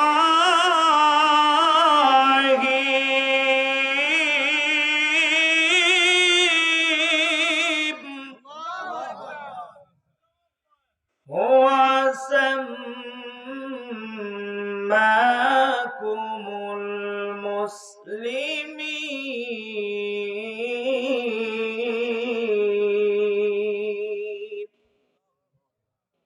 হলেন সাইয়েদনা ইব্রাহিম আলাইহিস সালাতু ওয়াস সালাম। তিনি হলেন গোটা মুসলিম মিল্লাতের জাতির, আর একটু জোরে বলেন, কোরআন বলছে ইব্রাহিম আলাইহিস সালাতু ওয়াস সালামের শিরক, আল্লাহ বিরোধী সকল কাজ দুনিয়ার থেকে চিরবিদায় করে তাওহীদের আলো এই পৃথিবীতে তিনি জ্বালিয়ে দিবেন, এটা স্বপ্ন দেখলো সর্বপ্রথম মিস্টার নমরুদ। কে দেখলো? আল্লাহ তাআলা এই ইতিহাস কোরআনুল কারীমের ভিতরে বর্ণনা করার একটাই কারণ, ও সন্তানেরা, তোমাদের পিতা শিরক করে নাই, সন্তানেরা তোমরাও করতে পারবা না। সাইয়েদনা ইব্রাহিম আলাইহিস সালাতু ওয়াস সালাম দুনিয়াতে আসেন নাই। নমরুদ রাজপ্রাসাদে শুয়ে আছে, এমন সময় স্বপ্ন দেখছেন পূর্ব দিগন্তে এমন একটা আলো উদয় হয়েছে, গোটা বিশ্বটাকে আলোময় করে দিয়েছে। নমরুদ চিন্তা করলো, এখন তো আর বাঁচার দ্বিতীয় কোনো রাস্তা নাই, এই স্বপ্ন আমার কোন সুস্বপ্ন হতে পারে না, এটা নিশ্চিত, এটা আমার জন্য দুঃস্বপ্ন। নমরুদ তাবিরাদেরকে ডাকলেন, পৃথিবীর যেখানে সূর্যের আলো পড়ে সেই জায়গার শাসক ছিল হলো নমরুদ। পৃথিবীর সমস্ত শাসক, বিভিন্ন রাজ্যের শাসকদেরকে ডাকলেন আর বললেন, শোনো, পৃথিবীর বুকে যত বড় বড় তোমরা তাবিরাগণ রয়েছে, যারা স্বপ্নের তাবির করো, তারা আসো। সকলে এসে হাজির হয়ে গেল। নমরুদ ডাক দিয়ে বলছে, আমি এই ধরনের স্বপ্ন কেন দেখলাম, কারণটা কি, এই স্বপ্নের মানেটা কি, আমি কি একটু জানতে পারি? তাবিরাগণ ডাক দিয়ে বলে, ও নমরুদ বাহাদুর, আপনার একটা অভ্যাস আছে, আপনার বিরুদ্ধে যদি কোনো রায় চলে যায় আপনি সাথে সাথে তাকে মৃত্যুদণ্ড দিয়ে দেন। আজকের স্বপ্নের তাবির করতে এসে সন্তানকে এতিম বানাতে চাই না, প্রিয়তমা স্ত্রীকে বিধবা বানাতে চাই না, নমরুদ আগে লিখিত লাগবে যে আপনি আমাদেরকে মৃত্যুদণ্ড দিবেন না। নমরুদ বলছে, ঠিক আছে, আমি বলে দিলাম, যাও, তোমাদের মৃত্যুদণ্ড দিব না। বলছে, না, আপনি মিথ্যা কথা করেন। জনগণ কি বলছে? ও নমরুদ বাহাদুর, আপনি মিথ্যা কথা বলেন, সকালে বলেন একরকম, বিকেলে বলেন আর একরকম, আপনারা বিশ্বাস করি না। ঠিক আছে, বিশ্বাস যখন করো না তাহলে লিখিত লাগবে, কিন্তু স্বপ্নের তাবির তো শুনতে হবে। লিখিত দিলেন। তাবিরাগণ ডাক দিয়ে বলল, আগামী এই যে একটি বছর, এই বছরের ভিতরে এমন একটা সন্তানের জন্ম হবে, এই সন্তানের জন্ম হওয়ার পরে আপনার দেব দেবীর রাজত্ব সব শেষ, এক আল্লাহর তাওহীদের রিসালাতের আইন এই পৃথিবীতে প্রতিষ্ঠিত হবে, শিরক দুনিয়া থেকে বিদায় নেবে আর আল্লাহর ক্ষমতা প্রতিষ্ঠিত হবে। চিৎকার মেরে বলুন আল্লাহু আকবার। নমরুদ ডাক দিয়ে বলল, এত সোজা না, যেখানেই আলো পড়ে সূর্যের আলো, সেখানের প্রেসিডেন্ট আমি। ওই ইব্রাহিম পৃথিবীতে আসতে পারবে না, সকল রাস্তা বন্ধ করে দেব আমি। আল্লাহ রাব্বুল আলামিন এমন সুকৌশলী। নমরুদ সিদ্ধান্ত গ্রহণ করল মন্ত্রীদেরকে ডেকে, ইব্রাহিম পৃথিবীতে আসতে পারবে না, আমাদের সমস্ত কার্যক্রমগুলো চলমান থাকবে, আর ইব্রাহিম যদি আসতে পারে তাহলে কিন্তু আমাদের কার্যক্রম নস্যাৎ হয়ে যাবে। এর থেকে যদি বাঁচতে হয় আর দেরি নয়, এই মুহূর্তে দ্রুত আইন পাশ করে দাও, 1 বছরের ভিতরে কোন পুরুষ তার স্ত্রীর কাছে যেতে পারবে না। কয় বছর? 1 বছর। জোরসে বলেন, 1 বছর। পুরুষের দ্বারা কি এটা সম্ভব? বলছে যে 1 বছর কোন পুরুষ স্ত্রীর কাছে তো যেতে পারবেই না, কোন পুরুষ কোন মহিলার সাথেও দেখা করতে পারবে না। কি আলটিমেটাম ঘোষণা হলো। এখন মন্ত্রীরা ডাক দিয়ে বলছে, ও নমরুদ, এই ঘোষণা দিলে কোন পুরুষ শুনবে না, রাতের বেলায় আপনি নাক ডাকায় ঘুমাবেন, ওরা ঠিকই জায়গা মতন চলে যাবে। তাহলে কি করা যায়? এই মুহূর্তে সিদ্ধান্ত গ্রহণ করো, একটা পুরুষও বাড়িতে থাকতে পারবে না, সবাই মরু অঞ্চলে চলে যাবে। কোথায় যাবে? মরু অঞ্চলে, ওখানে যে থাকতে কয় বছর? 1 বছর ওখানে থাকবে, কেউ বাড়ি আসতে পারবে না। খাদ্যমন্ত্রীকে ডেকে বলল, তোমার কাজ হলো 1 বছরের যা খাবার লাগে তার দ্বিগুণ নেবা, যেন দ্বিতীয়বার এসে আবার না নিতে হয়। কারণ দ্বিতীয়বারে যখন বাড়িতে আসবে, ও আগে রাষ্ট্রের কোষাগারে না যে ও ঠিকই বাড়ি চলে যায় ঈদগামে বাগুন্ডা। কথা বলেন না? ওলামায়ে কেরাম বুঝবে যে ঈদগামে বাগুন্ডা মানে কি। মহা বিপদে পড়ে গেল, চলে গেল সবাই তাঁবুতে। কয় বছরের খাবার? আর একটু জোরে বলেন। 1 বছরের খাবার নিয়ে সবাই আছে তাঁবুতে। 3 মাস অতিবাহিত হওয়ার পরে বাবুর্চি এসে বলছে, নমরুদ বাহাদুর, খাবার যা এনেছিলাম সব শেষ। খাবার 1 বছরের দ্বিগুণ খাবার কয় মাসে শেষ? আর একটু জোরে বলেন। নমরুদ বলছে, বড়টা কি? 1 বছরের খাবার মাত্র 3 মাসে শেষ হয়ে গেল, কিরাম খাইলে? তো বলছে, আপনিও তো কম খান নাই, আপনিও তো অনেক খেয়েছেন। নমরুদ দেখেন কাজটা করছিল কি, তার কর্মীদেরকে সব পুরুষ লোক তাঁবুতে পাঠিয়ে দিয়ে ও রাজপ্রাসাদে চুপচাপ বসে আছে। এখন ওর সাঙ্গবাঙ্গ যারা বলছে, দেখো কি অবস্থাটা, আমাদের তাঁবুতে পাঠায় দিচ্ছে মরু অঞ্চলে, আর নিজে বাসায় থাকতে বলছে, এই সরকার বাহাদুর নমরুদ, তুমি কি হিজড়া নাকি? তুমিও তো পুরুষ, তুমি যাবা না? বলছে, হ্যাঁ তাও ভালো, 1 বছর কষ্ট করি, তাতে কি আর। চলে গেছে তাঁবুতে। তাঁবুতে যাওয়ার পরে তাঁবুতে অবস্থান করছে, 3 মাসে খাবার শেষ। বাবুর্চির কথা শুনি নমরুদ ডাক দিয়ে বলছে, সর্বনাশ, 1 বছরের খাবার 3 মাসে শেষ হয়ে গেল, এখন করণীয় কি? কয়েকজন পরামর্শ দিল, একটা কাজ করুন, কয়েকজন 5-7টা যুবককে বাড়িতে পাঠিয়ে দেন। তারা বাড়িতে যাবে না, সব যাবে রাষ্ট্রের কোষাগারে, ওখান থেকে খাবার নিয়ে আবার এখানে আসবে, কেউ বাড়িতে যেতে পারবে না। নমরুদ বলে, আমি এত বড় পাগল না, রাষ্ট্রের কোষাগারে যাওয়ার জন্য পাঠাবো, একটাও আগে রাষ্ট্রের কোষাগারে যাবে না, আগে যাবে বাড়ি। কথা বলেন। দেখেন আল্লাহ তাআলা কেমন সুকৌশলী। ইব্রাহিম আলাইহিস সালামকে পৃথিবীতে আসতে দেবে না, তাওহীদের ঘোষণা দিতে দেবে না। আল্লাহ রাব্বুল আলামিন বলছেন, ওয়ামাকারু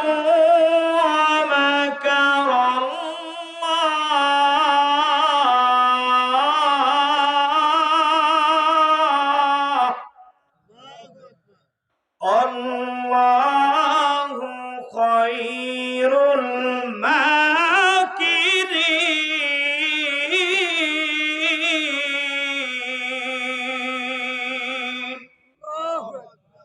আল্লাহ তাআলা এমন সুকৌশলী, নমরুদের মাথার ভিতরে ঢুকায় দিয়েছে, যুবক ছেলেদের পরে তোমার বিশ্বাস না থাকতে পারে, তোমার ধর্মমন্ত্রী আছে না, বিশ্বাস কার পরে? ধর্মমন্ত্রী।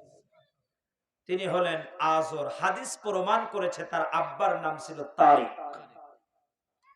কিন্তু আজর শব্দটাও আল্লাহ কোরআনে দিয়েছেন। কারণ কি? এখন মনে করেন আমি বাসায় যাব, এ জায়গা থেকে ইজি বাইক যাচ্ছে, আমি কি বলে ডাক দেব? ও ইজি বাইক। ওনার আব্বা কি ওনার নাম ইজি বাইক রাখছে নাকি? কলার ডালা নিয়ে যে যাবে, আপনি তাকে দূর থেকে কি ডাক দেবেন? ও কলালা। ওর বেটার নাম কি কলা? ইতিহাস প্রমাণ করে যে আজর এটা একদিকে বলা হয়েছে উপাধি ছিল, আর একদিকে বলা হয়েছে না, আজর নামীয় মূর্তি অল টাইম তার মাথার উপরে ঘাড়ে থাকার কারণে ওইটাকে ভিত্তি করে জনগণ তাকে আজর বলে ডাকত। কিন্তু হাদিস প্রমাণ করে অরিজিনাল নাম ছিল তারিক। রওনা হয়ে গেলেন, ডাক দিয়ে বলল, ধর্মমন্ত্রী তুমি যাও, তোমার পরে আমার বিশ্বাস আছে। কি আছে? বিশ্বাস আছে। তুমি অন্তত আমার বিশ্বাস রাখবা। রওনা হয়ে গিয়েছে, হেলে ধুলে যাচ্ছে। ইব্রাহিম আলাইহিস সালাতু ওয়াস সালামের ছোট্ট একটা বোন ছিল, দেখে আব্বা আসতেছে। কি ব্যাপার, আব্বার তো এখন আসার কথা না। আব্বা জান, আপনি এখন কেন? খাবার শেষ হয়ে গিয়েছে। বুঝতে পেরেছি আব্বাজি, তাহলে আপনি যখন রাষ্ট্রের কোষাগারের দিকে যাচ্ছেন, আপনি কি আম্মার সাথে দেখা করবেন নাকি? মেয়ের এই ভাষণ শোনার পরে আজর ডাক দিয়ে বলছে, কলিজার টুকরা সন্তান, দেখা করার অনুমতি নেই। কিন্তু মেয়ে যেহেতু বুঝতে পেরেছে আব্বার মনে মনে চাই, একটু দেখা করতে পারলে ভালো হতো। মেয়ে বাড়িতে যেয়ে বলছে মাকে, মা আর দেরি না করে আপনি রাষ্ট্রের কোষাগারের দিকে যান, দেখেছি আব্বাকে রাজপ্রাসাদে যেতে, আপনি তাড়াতাড়ি যান। উমাইলা, ইব্রাহিম আলাইহিস সালাতু সালামের আম্মার নাম ছিল উমাইলা, কিছু খাবার নিয়ে রওনা হয়েছে। আমার আল্লাহ কেমন সুকৌশলী! যে ঘরের ভিতরে ইব্রাহিম পৃথিবীতে আসতে পারবে না, এই সিদ্ধান্ত গ্রহণ হয়েছিল। রাষ্ট্রের কোষাগার থেকে খাবার নিয়ে ওই কক্ষের ভিতরে কেবল আজর এসে দাঁড়িয়েছে, আর সাথে সাথে উমাইলাও ওই ঘরের ভিতরে যে দাঁড়িয়েছে। স্বামীর দিকে অবাক চোখে তাকিয়ে আছে স্ত্রী, আর স্ত্রীও তাকিয়ে আছে স্বামীর দিকে। জোরে বলুন আল্লাহু আকবার। দুইজন দুইজনের দিকে পলকহীন ভাবে তাকিয়ে আছে, মায়াবী চোখে। স্ত্রীর চোখ থেকে দর দর করে পানি পড়ে। 3টি মাস তোমাকে দেখি না আমি, 3টি মাস পরে তোমার সাথে আমার দেখা হয়েছে। এখনের স্ত্রীরা কি স্বামীকে এইভাবে ভালোবাসে? কথা বলেন না। স্বামীরা কি স্ত্রীদেরকে এভাবে ভালোবাসে? না। স্বামীকে যতটুকুন ভালোবাসুক আর না বাসুক, সিরিয়ালের নাটকের নায়কদের বেশি ভালোবাসে। কথা বলেন না। কারণ স্বামী যদি কোনো কায়দায় বলে যে খোকারা মা আজকের পেঁয়াজ কিনতে পারবো না, তা পেঁয়াজের ঝাঁজ কি, তার চেয়ে বেশি ঝাঁজ দিয়ে তার গোষ্ঠী উদ্ধার করে। কথা বলেন না কেন? আর রাতের পরে সন্ধ্যার থেকে যে সিরিয়াল শুরু হয়, একটা সিরিয়াল কোন টাইমে মিস গেছে, পরের দিন সকালে কখন ওটার কাজা আদায় করে। কথা বলেন না কেন? শুধু কাজা না, যদি ফজরের পরে ওই টাইমে সিরিয়াল কোন কায়দায় কাজা হয়, জোহরের পরে কাফারা সহ আদায় করে আর স্বামীর গোষ্ঠী উদ্ধার করে। কথা বলেন না কেন? বানোয়াটি কথা বলছি না? আল্লাহ রাব্বুল আলামিন সূরা লুকমানেই বললেন, ওয়া মিনান নাসি মান ইয়াশতারি লাহু ওয়াল হাদিস লিউদিল্লা আন সাবিলিল্লাহি বিগাইরি ইলম ওয়া ইয়াত্তাখিযাহা হুজওয়া উলাইকা লাহুম আযাবুম মুহিন। যারা কিনা নভেল, নাটক, বানোয়াটি, কিচ্ছা কাহিনী, যারা এগুলোর কিনা সরঞ্জাম দেবে আর যারা কিনা এটাকে ক্রয় করবে, যারা সমর্থন করবে, উলাইকা লাহুম আযাবুম মুহিন, আল্লাহ তাআলা তাদেরকে জাহান্নামের কঠিন আযাবের ভিতরে গ্রেফতার করবে। প্রিয় ভাইরা, এখানে অনেকে আছে দেখবেন 10 টাকা মসজিদে চাঁদা দেয়, কিন্তু 8 মাস বাকি। হয়তো এই এলাকায় না থাকতে পারে, অন্য এলাকায় আছে না নাই? মসজিদে চাঁদা দেয় কত? সবাই বলেন, আরেকটু আস্তে বলেন। 10 টাকা, বাকি কয় মাস? 8 মাস। যদি বলা হয় হুজুর যদি যে বলে চাচা আপনার 8 মাসের বেতন বাকি, তাহলে 8 মাসে কত টাকা? 80 টাকা। খুব বিপদে আছি, করোনার সময় সব শেষ, কিন্তু ডিশের 300 টাকা কোনোদিন বাকি ছিল না। ও বিল ঠিক মতো না, নাই তো যে লাইন কেটে দেবে, খোকার মা আছে এতে। কথা বলেন না কেন? প্রিয় দিনী ভাইরা আমার, আপনার সন্তানের চরিত্র আজকের একজনের বউ আর একজনে ভাগিয়ে নিয়ে যায়। ছাত্রী কেমনে শিক্ষকের সাথে প্রেম করবে, এটাও ওই নাটকের ভিতরে শিক্ষা দেয়। কথা বলেন না কেন? এরম নাটক আছে না নাই? আছে। আপনার সন্তান কলেজে দিয়েছেন, কোন শিক্ষক অবিবাহিত তার সাথে প্রেম করবে, ওই নাটকে শিক্ষা দেয়। আপনি পিতা, ওই সন্তান বড় হলে তার কাছ থেকে ভালো কিছু আশা করতে পারেন না। সন্তানকে যদি এই ধরনের অপসংস্কৃতির আপনি শিক্ষা দিতে থাকে, মিথ্যা কথা বলছি তাই না ভাই? ইব্রাহিম আলাইহিস সালাতু ওয়াস সালাম পৃথিবীতে আসতে পারবে না, কিন্তু আল্লাহ বললেন আমি এনে ছাড়বো। জোরে বলুন আল্লাহু আকবার। সাইয়েদনা ইব্রাহিম আলাইহিস সালাতু ওয়াস সালাম, মা উমাইলা এবং আযর, যে গৃহের ভিতরে সিদ্ধান্ত হয়েছিল ইব্রাহিম পৃথিবীতে আসতে পারবে না, স্বামীর দিকে তাকিয়ে আছে স্ত্রী, স্ত্রী তাকিয়ে আছে স্বামীর দিকে। এমন সময় উমাইলা যে খাবার এনেছিল ওই খাবার সুন্দর করে স্বামীর মুখে তুলে দেয় আর বলে তুমি শুকায় গেছো। আজর মনে মনে ভাবে 1 বছরের খাবার খেয়েছি 3 মাসে আবার বলে শুকাই গেছো। আমাদের সমাজে কিছু মানুষ আছে দেখবেন হালাল হারাম বাসে না, জম্মের খাওয়া খায়, তারপরেও যদি বলা হয় ভাই শরীরের অবস্থা কি, ভাই বলেন না ডায়াবেটিস 200 ছড়াই গেছে। কথা বলেন না কেন? এই কারখানায় কাজ করে, সব মিলে কাজ করে, অসুস্থতা কি জিনিস একটা শ্রমিক জানে না। তার কারণ কি? তার কারণ হলো একটাই, ও হালাল খাবার খায় বিধায় আল্লাহ ওকে কোনো রোগ দেয় না। সাইয়েদনা ওমর ফারুক যখন অর্ধেকটা পৃথিবীর প্রেসিডেন্ট, সাইয়েদনা ওমরের পারস্য সম্রাট গোয়েন্দা পাঠিয়েছেন, দেখো তো ওমরের অর্ধেকটা পৃথিবীতে মদিনাতুল মুনাওয়ারায় কি কি নাই সেইটা দেব। গোয়েন্দা বিভাগ রিপোর্ট করেছে ওমরের মদিনায় 2টা নাই জিনিস, একটা হলো জেলখানা আর একটা হলো হাসপাতাল। এই আপনারা কেউ কথা বলবেন না, উনি ওখানে ওয়াজ করুক আমি এখানে করি, চলতে থাকুক। আপনারা বিরক্ত হচ্ছেন নাকি? আমি 11:30টা পর্যন্ত আলোচনা করব, বেশি যাব।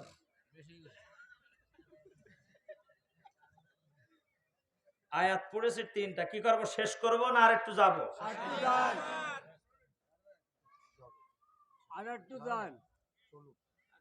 চলবে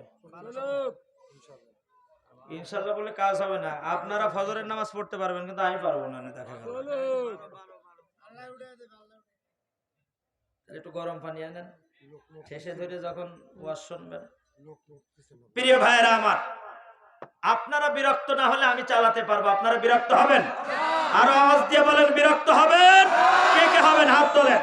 হ্যাঁ, ডান বাম বাম ডান, চলো যত দূর যে না।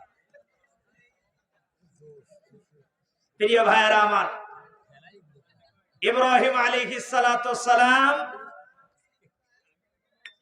তার আব্বা এবং আম্মা একজন আরেকজনকে খাওয়ায় দিচ্ছেন বাটির থেকে নিয়ে নিয়ে। কখন যে ওর ভিতরে দুজনে বাসরে চলে গেছে কেউ টের পায় নাই। চিৎকার মেরে বলুন আল্লাহু আকবার। দুজনের যখন সহবাস হয়ে গেল, আজর ডাক দিয়ে বলে উমাইলারে কাজটা হলো কি? এটা তো হওয়ার কথা ছিল না। হলেন কে? আর একটু আওয়াজ দিয়ে বলেন কে? সেই আল্লাহ আজও পৃথিবীতে আছে না? না, আল্লাহ পৃথিবীর মানুষগুলোকে দেখছে কি দেখছে না? প্রিয় দিনী ভাইরা আমার, এবার উমাইলাকে ডাক দিয়ে বলে আজর, উমাইলারে দ্রুত বাড়িতে চলে যাও, আমি তাড়াতাড়ি তাঁবুতে যাই। ইব্রাহিম আলাইহিস সালাতু ওয়াস সালাম গর্ভের ভিতরে বড় হওয়া শুরু করলেন, কিন্তু আল্লাহ রাব্বুল আলামিন এমন ভাবে তার খলিলকে সেভ করে রাখলেন। একটা মায়ের গর্ভে যখন বাচ্চা আসে তখন মায়ের চেহারার পরিবর্তন ঘটতে থাকে, মায়ের শারীরিক গঠন বদলাতে থাকে। ইব্রাহিম আলাইহিস সালাতু ওয়াস সালাম মায়ের গর্ভের ভিতরে বড় হয়, কিন্তু মা উমাইলার চেহারারও কোনো পরিবর্তন আসে না, শারীরিক কোনো গঠন কোনো জায়গার থেকে পরিবর্তন হয় নাই। চিৎকার মেরে বলুন আল্লাহু আকবার। আল্লাহ তাআলা মা উমাইলার পেটের উপরে এমন ভাবে জান্নাতি চাদর দিয়ে রেখেছেন যে ননদীরা শাশুড়িরা কেউ টের পায় নাই। চিৎকার মেরে বলুন আল্লাহু আকবার। এমন সময়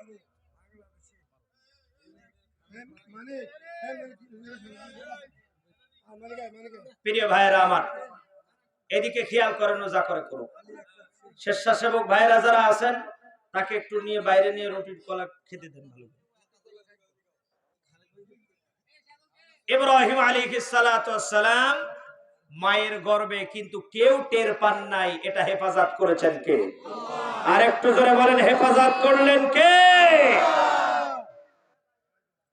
যখন দুনিয়াতে আসার সময় হলো, এদিকে খেয়াল করুন, দুনিয়াতে আসার সময় হয়েছে, মা উমাইলা বুঝতে পারলেন, আর দেরি না করে দ্রুত তিনি জাবালে জুদি এর পাদদেশে যে গুহা, ওই গুহার ভিতরে যে ঢুকলেন।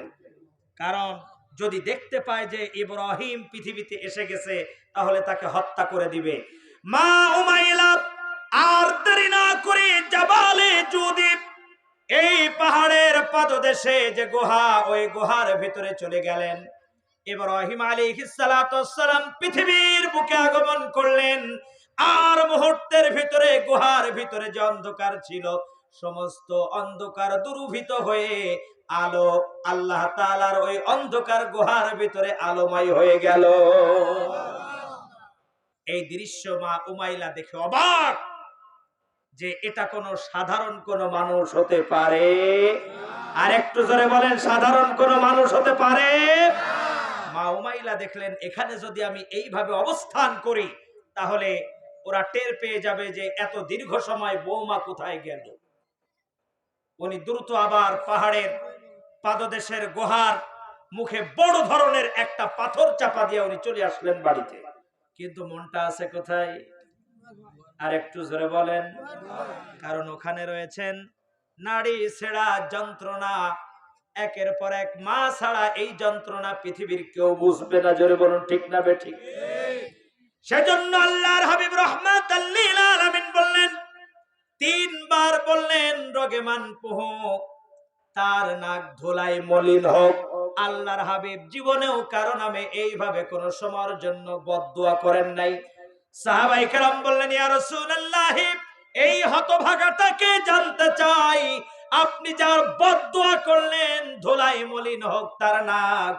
আল্লাহর হাবিব বললেন, দুনিয়াতে পিতা মাতা বেঁচে থাকতে যে সন্তান জান্নাত কামাই করতে পারল না, ওই সন্তান যেন ধ্বংস হয়ে যায়।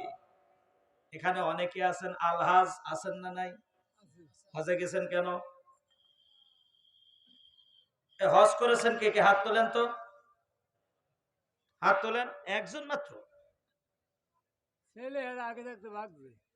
আচ্ছা, তাহলে হজ করেছেন, হজের উদ্দেশ্যটা কি? আমাদের যাওয়ার ইচ্ছা আছে না? সবার যাওয়ার ইচ্ছা আছে। আচ্ছা বলুন তো, হজে যাওয়ার ইচ্ছা কেন আছে? কোথায় যাওয়ার জন্য বলুন তো?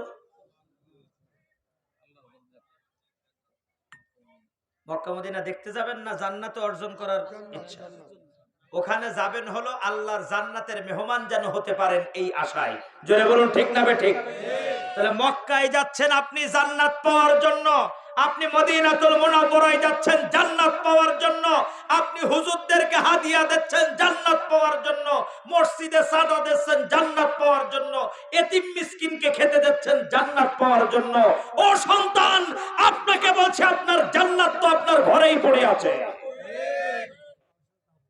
জান্নাত কোথায়? আপনার ঘরে। আপনি মদিনায় যে জান্নাত খুঁজতেছেন। আল্লাহর হাবিব বলেছেন, হুমা জান্নাতুকা ওয়া নারুকা, তোমার পিতামাতাই তোমার জন্য জান্নাত, তোমার পিতামাতাই তোমার জন্য জাহান্নাম।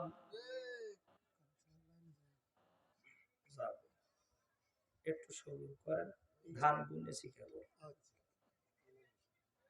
প্রিয় ভাইয়েরা আমার, আল্লাহর হাবিব বললেন, তোমার পিতামাতাই জান্নাত, পিতামাতাই, আর একটু জোরে বলেন, পিতামাতাই জাহান্নাম। এখানে অনেকে আছেন তাহাজ্জুদ নামাজ পড়েন, দান সদকা করেন, কিন্তু পিতামাতার খবর রাখেন না। এরম সন্তান আছেন না নাই? আল্লাহর হাবিব বলেন, যখন কেউ রাতের বেলায় তাহাজ্জুদ নামাজ পড়ে, নামাজে দাঁড়িয়ে যায়, আল্লাহর কাছে কাঁদে, আল্লাহ রাব্বুল আলামিন ফেরেশতাদেরকে ডাক দিয়ে বলে, ফেরেশতারা রে, আমার ওই বান্দার আমলনামার দিকে তাকিয়ে দেখো, তার পিতা মাতা তার প্রতি সন্তুষ্ট আছে কিনা। যদি বলে, আয় আল্লাহ তাআলা, তার পিতা মাতা তার প্রতি অখুশি, তার পিতা মাতা তার প্রতি নারাজ, খুশি নাই, আল্লাহ রাব্বুল আলামিন বলেন, তার কোনো ইবাদত কবুল হবে না, আল্লাহ তাআলা ওই বান্দার দিকে ফিরেও তাকাবেন না। তাহলে পিতামাতা খুশি, আল্লাহ খুশি। পিতামাতার সন্তুষ্টতে কে সন্তুষ্ট? যদি কারো পিতামাতা সন্তানের প্রতি খুশি থাকে, তাহলে জান্নাতের অর্ধেকটা রাস্তা সে এগিয়ে চলে যায়। আল্লাহর সন্তুষ্টি অর্জনের জন্য তার এই পন্থাটা সহজ হয়ে যায়। পিতামাতা এত বড় নিয়ামত। পিতামাতা যদি সন্তুষ্ট থাকে, আপনার নসিব খুলে যাবে। পিতামাতার সাথে খারাপ আচরণ করবেন, আপনার একের পর এক শুধু দুর্ভাগা আপনার কপালে আসতেই থাকবে। আল্লাহর হাবিব রাহমাতাল লিল আলামিনের কাছে সাহাবী একজন এসে বললেন, ইয়া রাসূলুল্লাহ, আমি জানতে চাই, আমার আব্বার একটা অভ্যাস আছে, যখনই দেখে তখনই বলে টাকা দে। এরকম আব্বা আছে না নাই? সন্তানকে দেখলেই কি বলে? টাকা দে। ইয়া রাসূলুল্লাহ, কত দিলে আমার পিতার হক আমি আদায় করতে পারবো? বলে কেমন চাই? বলে ইয়া রাসূলুল্লাহ, আমি কোন একটা ওয়ালের এপাশ থেকে ওপাশে গেলেই বলে টাকা দে, আবার ঘুরে ফিরে যেই দেখে সেই বলে টাকা দে। তার কথাই কি? টাকা। আল্লাহর হাবিব বললেন, তুমি আমাকে প্রশ্ন করছো কত দিলে তোমার পিতার ঋণ শোধ হবে? তুমি যেমন তোমার পিতার সম্পদ, আর তোমার সম্পদ হলো তোমার পিতার সম্পদ। যারা বলুন আল্লাহু আকবার। অনেক পিতারা মনে মনে ভাবছে, যাক সুযোগ এবার পেয়েছি। কথা বলেন না কেন? পিতারা যদি পিতামাতা যদি সন্তানের পকেট থেকে টাকা না বলে নিয়ে যায়, সন্তানের কিচ্ছু বলার নাই। আল্লাহর হাবিব বললেন, তোমার পিতা তো তোমার কাছে চায়, এটা তোমার প্রতি ইহসান করে। যদি না বলে নিয়ে যেত, তাও তোমার করার কিচ্ছু ছিল না। সেজন্য পিতামাতার সেবা করবেন। এখানে আমরা সবাই বেঁচে থাকতে আল্লাহর জান্নাতের মেহমান হতে চাই কিনা? বিশ্বনবী সাল্লাল্লাহু আলাইহি সাল্লাম যখন মিরাজে গিয়েছেন, কোথায়? আরেকটু জোরে বলেন।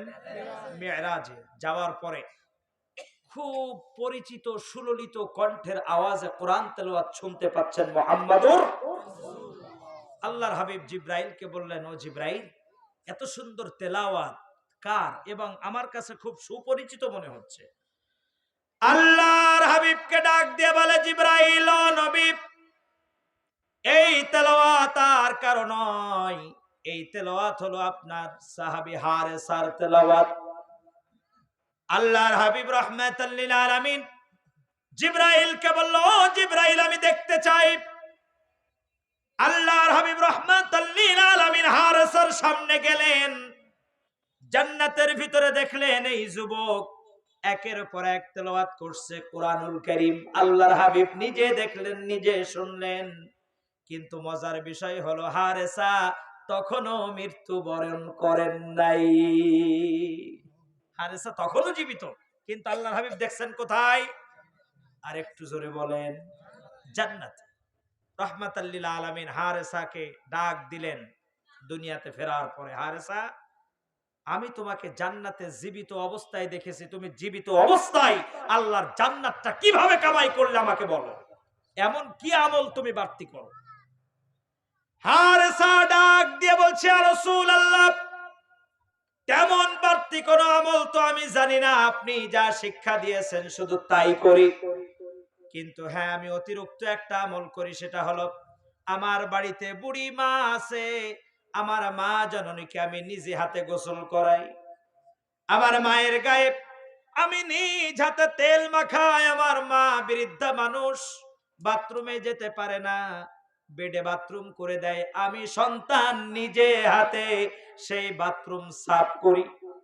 ইয়া রাসূলুল্লাহ, আমার সামান্যতম একটু ঘৃণা লাগে না, খারাপ লাগে না? সাহাবায়ে কেরাম পাশ থেকে ডাক দিয়ে বললেন, ইয়া রাসূলুল্লাহ, হ্যাঁ, হারেসা এই কাজটি অতিরিক্ত করে।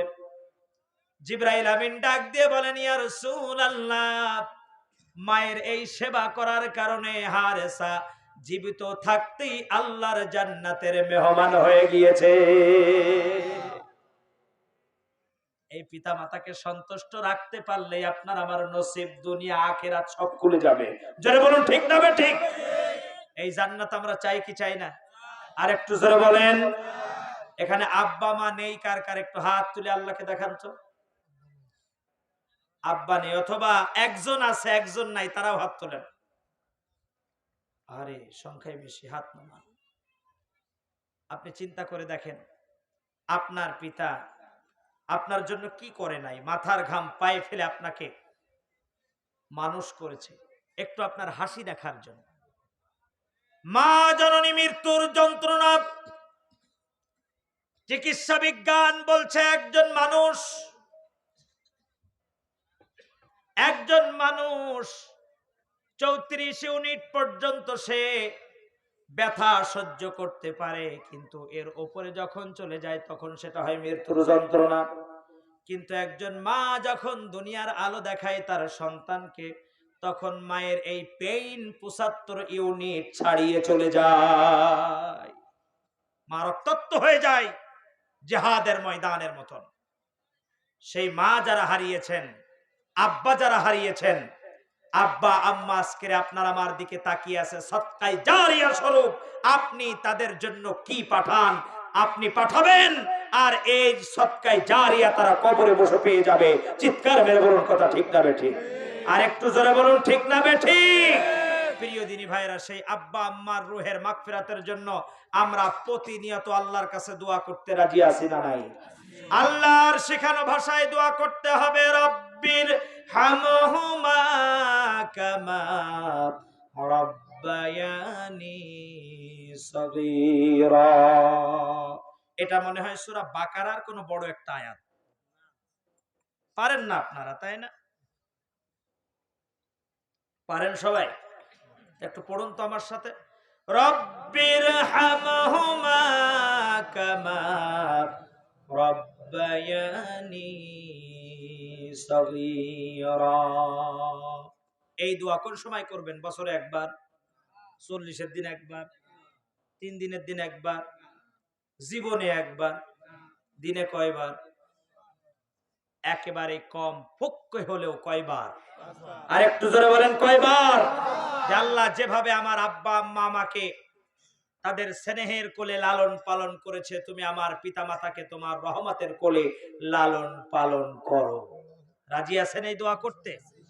আপনি যখন এই নিয়াত করে আব্বার রূহের মাগফিরাতের জন্য দান করে দিবেন, মা জননীর রূহের মাগফিরাতের জন্য দান করে দিবেন, আপনার দানটা এখানেই পড়ে থাকবে না। আল্লাহর হাবিব বলেন, যখনই আপনি দান করে দিবেন, ছোট্ট দানটি আপনি করবেন, যেমন উটের মালিক উটের বাচ্চা হলে পরে বড় খুশি হয়ে যায়, এটাকে বড় করে পেলে পুষে বড় করে তারপরে হাটে বেচবে, হাটে বেচার পরে অনেক টাকা হবে।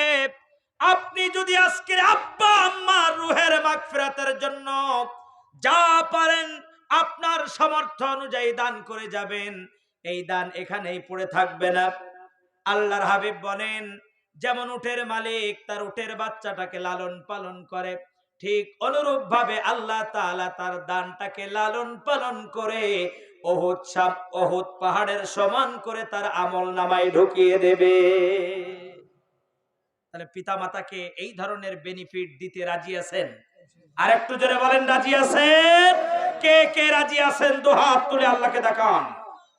হাত নামাবেন না, হাত নামাতে বলি নাই। দেখেন তো কার পাশে কে হাত তোলে নাই, বুঝতে হবে ওটা পিতা মাতা ছাড়া দুনিয়ায় আসছে। সবাইকে হাত তুলেছে এখানে। এই যে কতগুলো ক্যামেরা, ঠিক অনুরূপ ভাবে আল্লাহর ক্যামেরায়ও এই হাতগুলো ধরা পড়ছে। জোরে বলুন ঠিক না বেঠিক? আপনারা কি পিতা মাতাকে ভালোবাসেন? এত আস্তে বললেন কেন? আরো জোরে বলেন ভালোবাসেন। জীবিত মৃত সকলকেই ভালোবাসেন কিনা? সবাই ভালোবাসেন। তাহলে আজকে ভালোবাসার নমুনা দেখা যাবে। যদি বাড়ি যাওয়ার ভাড়াটা রেখে বাদ বাকিটা দিয়ে যান, বুঝবো পিতা মাতাকে বেশি ভালোবাসেন। এই মিঠু ভাই চলে যাচ্ছে কেন? পকেটে যা আছে বের করেন। ইন্তেজামিয়া কমিটি থেকে কি হয়েছে? কেউ জায়গা থেকে নড়বে না, যে নড়বে তাকে জোরে খেমচি দিয়ে ধরবেন। পরে মামলা হোক আর যাই হোক, এখানে অনেক সিটিএসবি আমার ভাইরা আছে, তাদের দিয়ে অ্যারেস্ট করা দেবো। কেউ নড়বেন না। তাহলে আমাদের পিতা মাতাকে যদি আমরা ভালোবাসি, আজকে জীবিত হোক মৃত হোক, তাদের জন্য আজকে আমরা দান করে যাব। রাজি আছেন? আর বাড়ি যাওয়ার ভাড়া বাদ দিয়ে যদি তাও বেশি রাখেন, তাহলে বুঝবো সে শ্বশুর শাশুড়িরে বেশি ভালোবাসে। দেখা যাবে এই হাত ডাইনে যাবে না বামে যাবে না, ডাইরেক্ট কোথায়? পকেটে ঢোকান। ভলেন্টিয়ার ভাইয়েরা ভিতরে ঢোকেন, দেখবো পিতা মাতার প্রতি ভালোবাসা কেমন আছে। তাড়াতাড়ি তাড়াতাড়ি, কখন 12টা বেজে গেছে, 12টা 6, তাড়াতাড়ি। আমি কিন্তু এখনো, আপনারা মনে করছেন হুজুর মনে কালেকশনে গেছে আলোচনা শেষ করবে, কিন্তু শেষ কি করছে এখনো? এখন ইব্রাহিম আলাইহিস সালামের পরে কি হলো শুনতে রাজি আছেন? তাহলে বসতে হবে।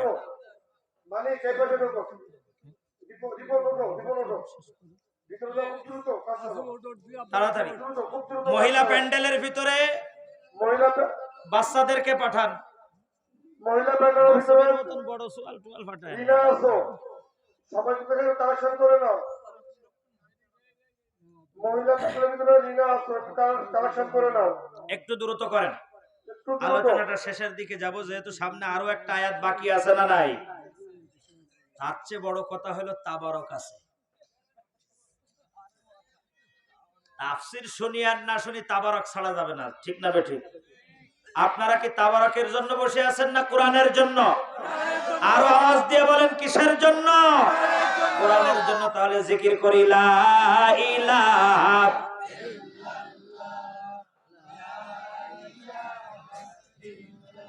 জোরে লা ইলাহা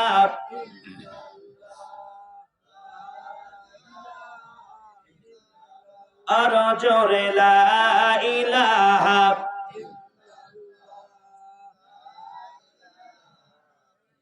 ওই রাস্তায়ও যারা আছে ওই পর্যন্ত চলে যেতে হবে। যারা দাঁড়িয়ে আছে তারা মনে মনে ভাবছে যাক আমি মনে হয় বেঁচে গেছি, বাঁচার কোনো সুযোগ নেই। তাড়াতাড়ি। পৃথিবী আমার আসল ঠিকানা নয়, মরণে কি দিন মুছে দেবে সকল রঙিন পরিচয়।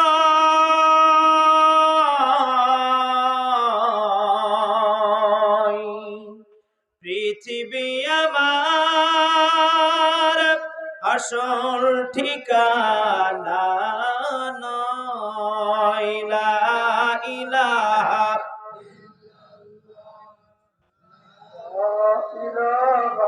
ইল্লাল্লাহ। কালেকশন শেষ। লা ইলাহা ইল্লাল্লাহ, লা ইলাহা ইল্লাল্লাহ মুহাম্মাদুর রাসূলুল্লাহ সাল্লাল্লাহু। সম্মানিত দিনী ভাইরা আমার, ইব্রাহিম আলাইহিস সালাতু ওয়াস সালাম জন্মগ্রহণ করলেন জাবালে জুদির পাদদেশে, গুহার ভিতরে। মুহূর্তের ভিতরে গোটা বিশ্বটা যেন আলোময় হয়ে গেল। চিৎকার মেরে বলুন আল্লাহু আকবার। মা উমাইলা দীর্ঘ সময় অতিবাহিত হওয়ার পর কলিজার টুকরা সন্তান কোন অবস্থায় আছে দেখবার জন্য দৌড়ে গিয়েছেন। যখনই কিনা পাহাড়ের মুখ থেকে, গুহার মুখ থেকে পাথর সরিয়ে দিলেন, এত সুন্দর সুঘ্রাণ মা উমাইলা বুঝতে পারলেন এটা আল্লাহর জান্নাতি সুঘ্রাণ। চিৎকার মেরে বলুন আল্লাহু আকবার। যে দেখলেন শিশু ইব্রাহিম আলাইহিস সালাতু ওয়াস সালাম দুটি আঙ্গুল গালের ভিতরে দিয়ে চুষতেছেন। জোরে বলেন কয়টা? আরেকটু জোরে বলেন। এইটার নাম কি? এইটা আরবিতে বলেন। এই আঙ্গুলের নাম কি? যে বলতে পারবে তার প্যাকেট একটা বেশি দেওয়া হবে। এইটা শাহাদাত। আর এইটা কি? মধ্যমান। আরবিতে বলেন। যে বলতে পারবে তাকে 1 প্যাকেট বেশি দেবো। বলেন। ওই যে ইবলিসের মতন চিন্তাধারা, বাস এদের তো 1 প্যাকেট তাহলে কম পড়ে যাবে, সেজন্য বলবো না। এটার নাম হলো উস্তা। এটার নাম কি? আর একটু জোরে বলেন। সাইয়েদনা ইব্রাহিম আলাইহিস সালাতু ওয়াসসালাম দুইটি আঙ্গুল চুষতেছেন, মা উমাইলা যেই টান দিয়েছেন, টান দিয়ে দেখেন গালের ভিতরে দুধ এবং মধু। চিৎকার মেরে বলুন আল্লাহু আকবার। ইব্রাহিম আলাইহিস সালাতু ওয়াসসালাম এই পৃথিবীতে বসে জান্নাতি খাবার খেয়েছিলেন 7 মাস 10 দিন। আপনার আমার পিতা কয় মাস 10 দিন? এত আস্তে বললেন কেন? আর একটু জোরে বলেন, কয় দিন? 7 মাস 10 দিন। তার 6 মাস ছিল হলো জাবালে জুদির ওই পাদদেশের গুহার ভিতরে 6 মাস, আর 1 মাস 10 দিন অর্থাৎ 40 দিন খেয়েছিল নমরুদ তাকে মারবার জন্য যে আগুন জ্বালিয়েছিল। এই আগুনের গর্তটা ছিল হলো তুরস্কে। কোথায়? তুরস্কে। এখনো ওটাকে সংরক্ষণ করে রাখা আছে। ওখানে এখন পানি এবং মাছ। এই মাছ কেউ খায় না, কেউ ছয় না, কেউ ধরে না। এই মাছ কোথা থেকে আসছে এটাও কেউ বলতে পারে না। তবে ঐতিহাসিকবিদদের মতে এই মাছ হলো ইব্রাহিম আলাইহিস সালাতু ওয়াসসালামকে জ্বালাবার পর যে আগুনের কাঠের যে অংশগুলো ছিল, এই অংশগুলো আল্লাহ তাআলা সব মাছে পরিণত করে দিয়েছিলেন। ওখানে এইগুলো বংশ বিস্তার করে এবং ওখানেই চলাফেরা করে, কেউ ধরে না, খায় না। ইব্রাহিম আলাইহিস সালাতু ওয়াসসালাম এই আগুনের গর্তের ভিতরে বসে এখানে জান্নাতি খাবার খেয়েছিলেন 40 দিন। জোরে বলেন, কয় দিন? আর একটু জোরে বলেন, কয় দিন? আল্লাহ তাআলা সাইয়েদনা ইব্রাহিমের জন্য আগুনের ওই গর্তটাকে জান্নাতের বাগান বানিয়ে দিয়েছিলেন কে? আর একটু জোরে বলেন। কুলনা ইয়া নারু কুনি বারদাও ওয়া সালামান আলা ইব্রাহিম। আল্লাহ তাআলা বললেন সালামান আলা ইব্রাহিম, আমার ইব্রাহিমের জন্য আরামদায়ক, শান্তিদায়ক, আরামদায়ক সুন্দর জান্নাতের বাগিচা হয়ে যাও। চিৎকার মেরে বলুন আল্লাহু আকবার। সেই আল্লাহ ইব্রাহিমের সন্তানদের জন্য আজও আছে না নাই? আর একটু জোরে বলেন। তবে পিতার সিদ্ধান্ত গ্রহণ করতে হবে। পিতা যেমন কোনদিন শিরকারীদের অন্তর্ভুক্ত ছিল না, সন্তানেরাও থাকলে চলবে। আর একটু জোরে বলেন, সন্তানেরাও থাকলে চলবে। আমরা যারা সন্তান, আমরা কি কোনদিন আর শিরক করব? এখানে পিতা যারা আছেন তারা সন্তানদেরকে উপদেশ দেবেন যে সন্তান কখনোর জন্য শিরক করবা না, এই উপদেশ দিবেন? আর একটু আওয়াজ দিয়ে বলেন, দিবেন? আর একটা আবেদন করি, আমাদের ভিতরে বিভিন্ন যে হিংসা, অহংকার, তাকব্বুরি আছে, এগুলো ভুলে যে আমাদের একটাই পরিচয় গ্রহণ করতে হবে, আমরা মুসলিম। রাজি আছেন? আর একটু জোরে বলেন, রাজি আছেন? এটা ভুলে যেতে হবে। ও চরমনাই, ও ফুরফুরা, এ আটরশি, ও হলো ঝালকাঠি, ও আহলে হাদিস, ও হানাফি, ও মালিকি, ও হাম্বলি, এই ভেদাভেদ ভুলে যান। কি আহলে হাদিস আর কে হানাফি, কে মালিকি, এই ভেদাভেদ ভুলে সাল্লু কামা রাআইতুমুনি উসাল্লি, যেভাবে আল্লাহর হাবিব আপনাকে আমাকে শিক্ষা দিয়েছেন নামাজ, যেভাবে শিক্ষা দিয়েছেন ইসলাম, যেভাবে শিক্ষা দিয়েছেন কোরআন, আপনার আমার কোরআন একটা, আপনার আমার জন্য নেতা একজন, তাহলে এত ভাগাভাগি কেন? এখন সেই সুযোগ নেই। হাত এখানে বাঁধবো না নিচে বাঁধবো? হাত এখন থেকে কপালে বাঁধবেন। হাত কোথায় বাঁধবেন? কপালে বাঁধবেন। আমাদের কপালের দোষ। কথা বোঝেননি? হাত যেখানে খুশি বাঁধে বাঁধুক। হাত যদি কেউ না বাঁধে, ইমাম মালিকের অনুসারী যারা, তারা তো হাতই বাঁধে না। এটা নিয়ে এখন ঠেলাঠেলির দিন না রে ভাই। কে হাত কোথায় বাঁধে এটা নিয়ে ঠেলাঠেলির সময় না। হাত যেখানেই বাঁধুক নামাজ হবে। আমি নাচতে বলুক, জোরে বলুক, এটাইও নামাজ হবে। কিন্তু আজকের আপনাদের কাছে শুনতে চাই, হাত বাঁধা এটা ফরজ না নফল না মুস্তাহাব না সুন্নাত? কোনটা? ফরজ? তার না ফরজ নাকি? ফরজ না। তাহলে হাত বাঁধা যদি ফরজ না হয়, মুসলিম ভ্রাতৃত্ব ভালোবাসা, এটা একে অপরকে ভালোবাসবে, এই ভালোবাসা আল্লাহ তাআলা ফরজ বলে ঘোষণা করেছেন। তাহলে ফরজকে আপনি কোরবানি দিয়ে আপনি নফল মুস্তাহাব নিয়ে ঠেলাঠেলি কেন বলেন? কথা বোঝেন নাই। আজকের দেখুন, ও চরমনা আমি ফুরফুরা, এই নিয়ে ও মল্লে আমি দেখতে যাই না, আর আমি মল্লে ও আসে না। কথা বলেন না কেন? এই ভেদাভেদটা ভুলতে হবে। ও মুসলমান, আমিও মুসলমান, ও আদমের সন্তান, আমি আদমের সন্তান, এইটাই ভালোবাসতে হবে। আল্লাহর হাবিব রাহমাতুল লিল আলামিনের সামনের থেকে ইহুদির লাশ যায়। কার লাশ? ইহুদির লাশ। ইহুদির লাশ চলে যায়, আল্লাহর হাবিব চোখ থেকে পানি ছেড়ে দিয়েছে। সাহাবায়ে কেরাম ডাক দিয়ে বলে, ইয়া রাসূলুল্লাহ, ও তো মুসলিম না, ও তো ইহুদি, অমুসলিম। আল্লাহর হাবিব বলেন, ও ইহুদি হোক আর অমুসলিম হোক, ও তো একটা মানুষ, ও তো একটা মানুষ। আর আমাদের ভিতরে ওর নামাজ হচ্ছে না, আমি সঠিক, ও হানাফি, ও মালিকি, ও চরমনাই, ও ফুরফুরাই, এই ঠেলাঠেলি করতে করতে ইসলামের 12টা বেজে যাচ্ছে। এটা বাদ দিয়ে যে যেভাবে পড়ে পড়ুক, অনুরোধ, আমরা সকলে এক হয়ে সমাজে বাঁচতে চাই। রাজি আছেন? কোনো হিংসা থাকবে না, কোনো অহংকার থাকবে না, কোনো মারামারি থাকবে না। আপনি আমার আয়না, আর আমার আপনা আয়না হলেন আপনি। আমি 100% ভালো মানুষ বলতে পারবো না, আপনি বলতে পারবেন না যে আমি 100% ভালো। বলার ক্ষমতা কারো আছে? আরেকটা আওয়াজ দিয়ে বলেন, কারো বলার ক্ষমতা আছে? হ্যাঁ, একমাত্র এটা বলতে পারে যে আমার কোনো ভুল নাই, সে হলো শয়তান। আর যে মানুষ, তার জন্য আল্লাহ তাআলা তওবার দরজা মৃত্যুর ঘড়ঘড়ানি ওঠার আগ পর্যন্ত যখন জারি রেখেছেন, তার মানে মানুষ ভুল করবে, তওবা করবে, ফিরে আসবে, কেউ না কেউ তাকে ভুলটা ধরিয়ে দেবে। এর নাম হলো ইসলাম, এর নাম হলো ইহতিসাব। কিন্তু তা না, সমালোচনায় উস্তাদ। কথা বলেন না কেন? এই সমালোচনা বাদ দিতে হবে। যে যেভাবে নামাজ পড়তেছে পড়ুক। আপনার আমার ঠেলাঠেলি দেখে বেনামাজিরা কয় আমি অনেক ভালো আছি। কথা বলেন না কেন? বেনামাজিরা চিন্তা করে আমরা অনেক ভালো আছি, ওরা নামাজ পড়ে ঠেলাঠেলি করে, মারামারি করে। মানে অবস্থাটা এমন, আপনাদের এই যে ঘাট মসজিদ, অনেকে পড়ে ওয়ালা জল্লিন, অনেকে পড়ে ওয়ালা দল্লিন। এখন এক ইমাম পড়েছে ওয়ালা দল্লিন, আর একজনের কাছে কি হবে, জল্লিন হবে। দল্লিন পড়লি কেন?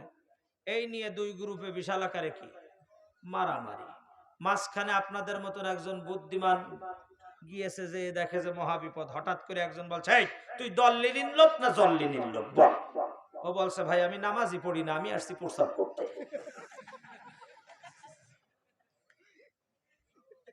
এখন বাঁচতে তো হবে। ও মনে মনে ভাবছে, আমি যদি বলি দল্লিন, আর ও যদি উল্টো দলের লোক হয়, তাহলে আমার কি করবে? ওয়াকিলুল্লাহ কিল শুরু করবে। ও বলছে, আমি নামাজই পড়ি না, আমি কি করি? আমি প্রস্তাব করতে আসছি।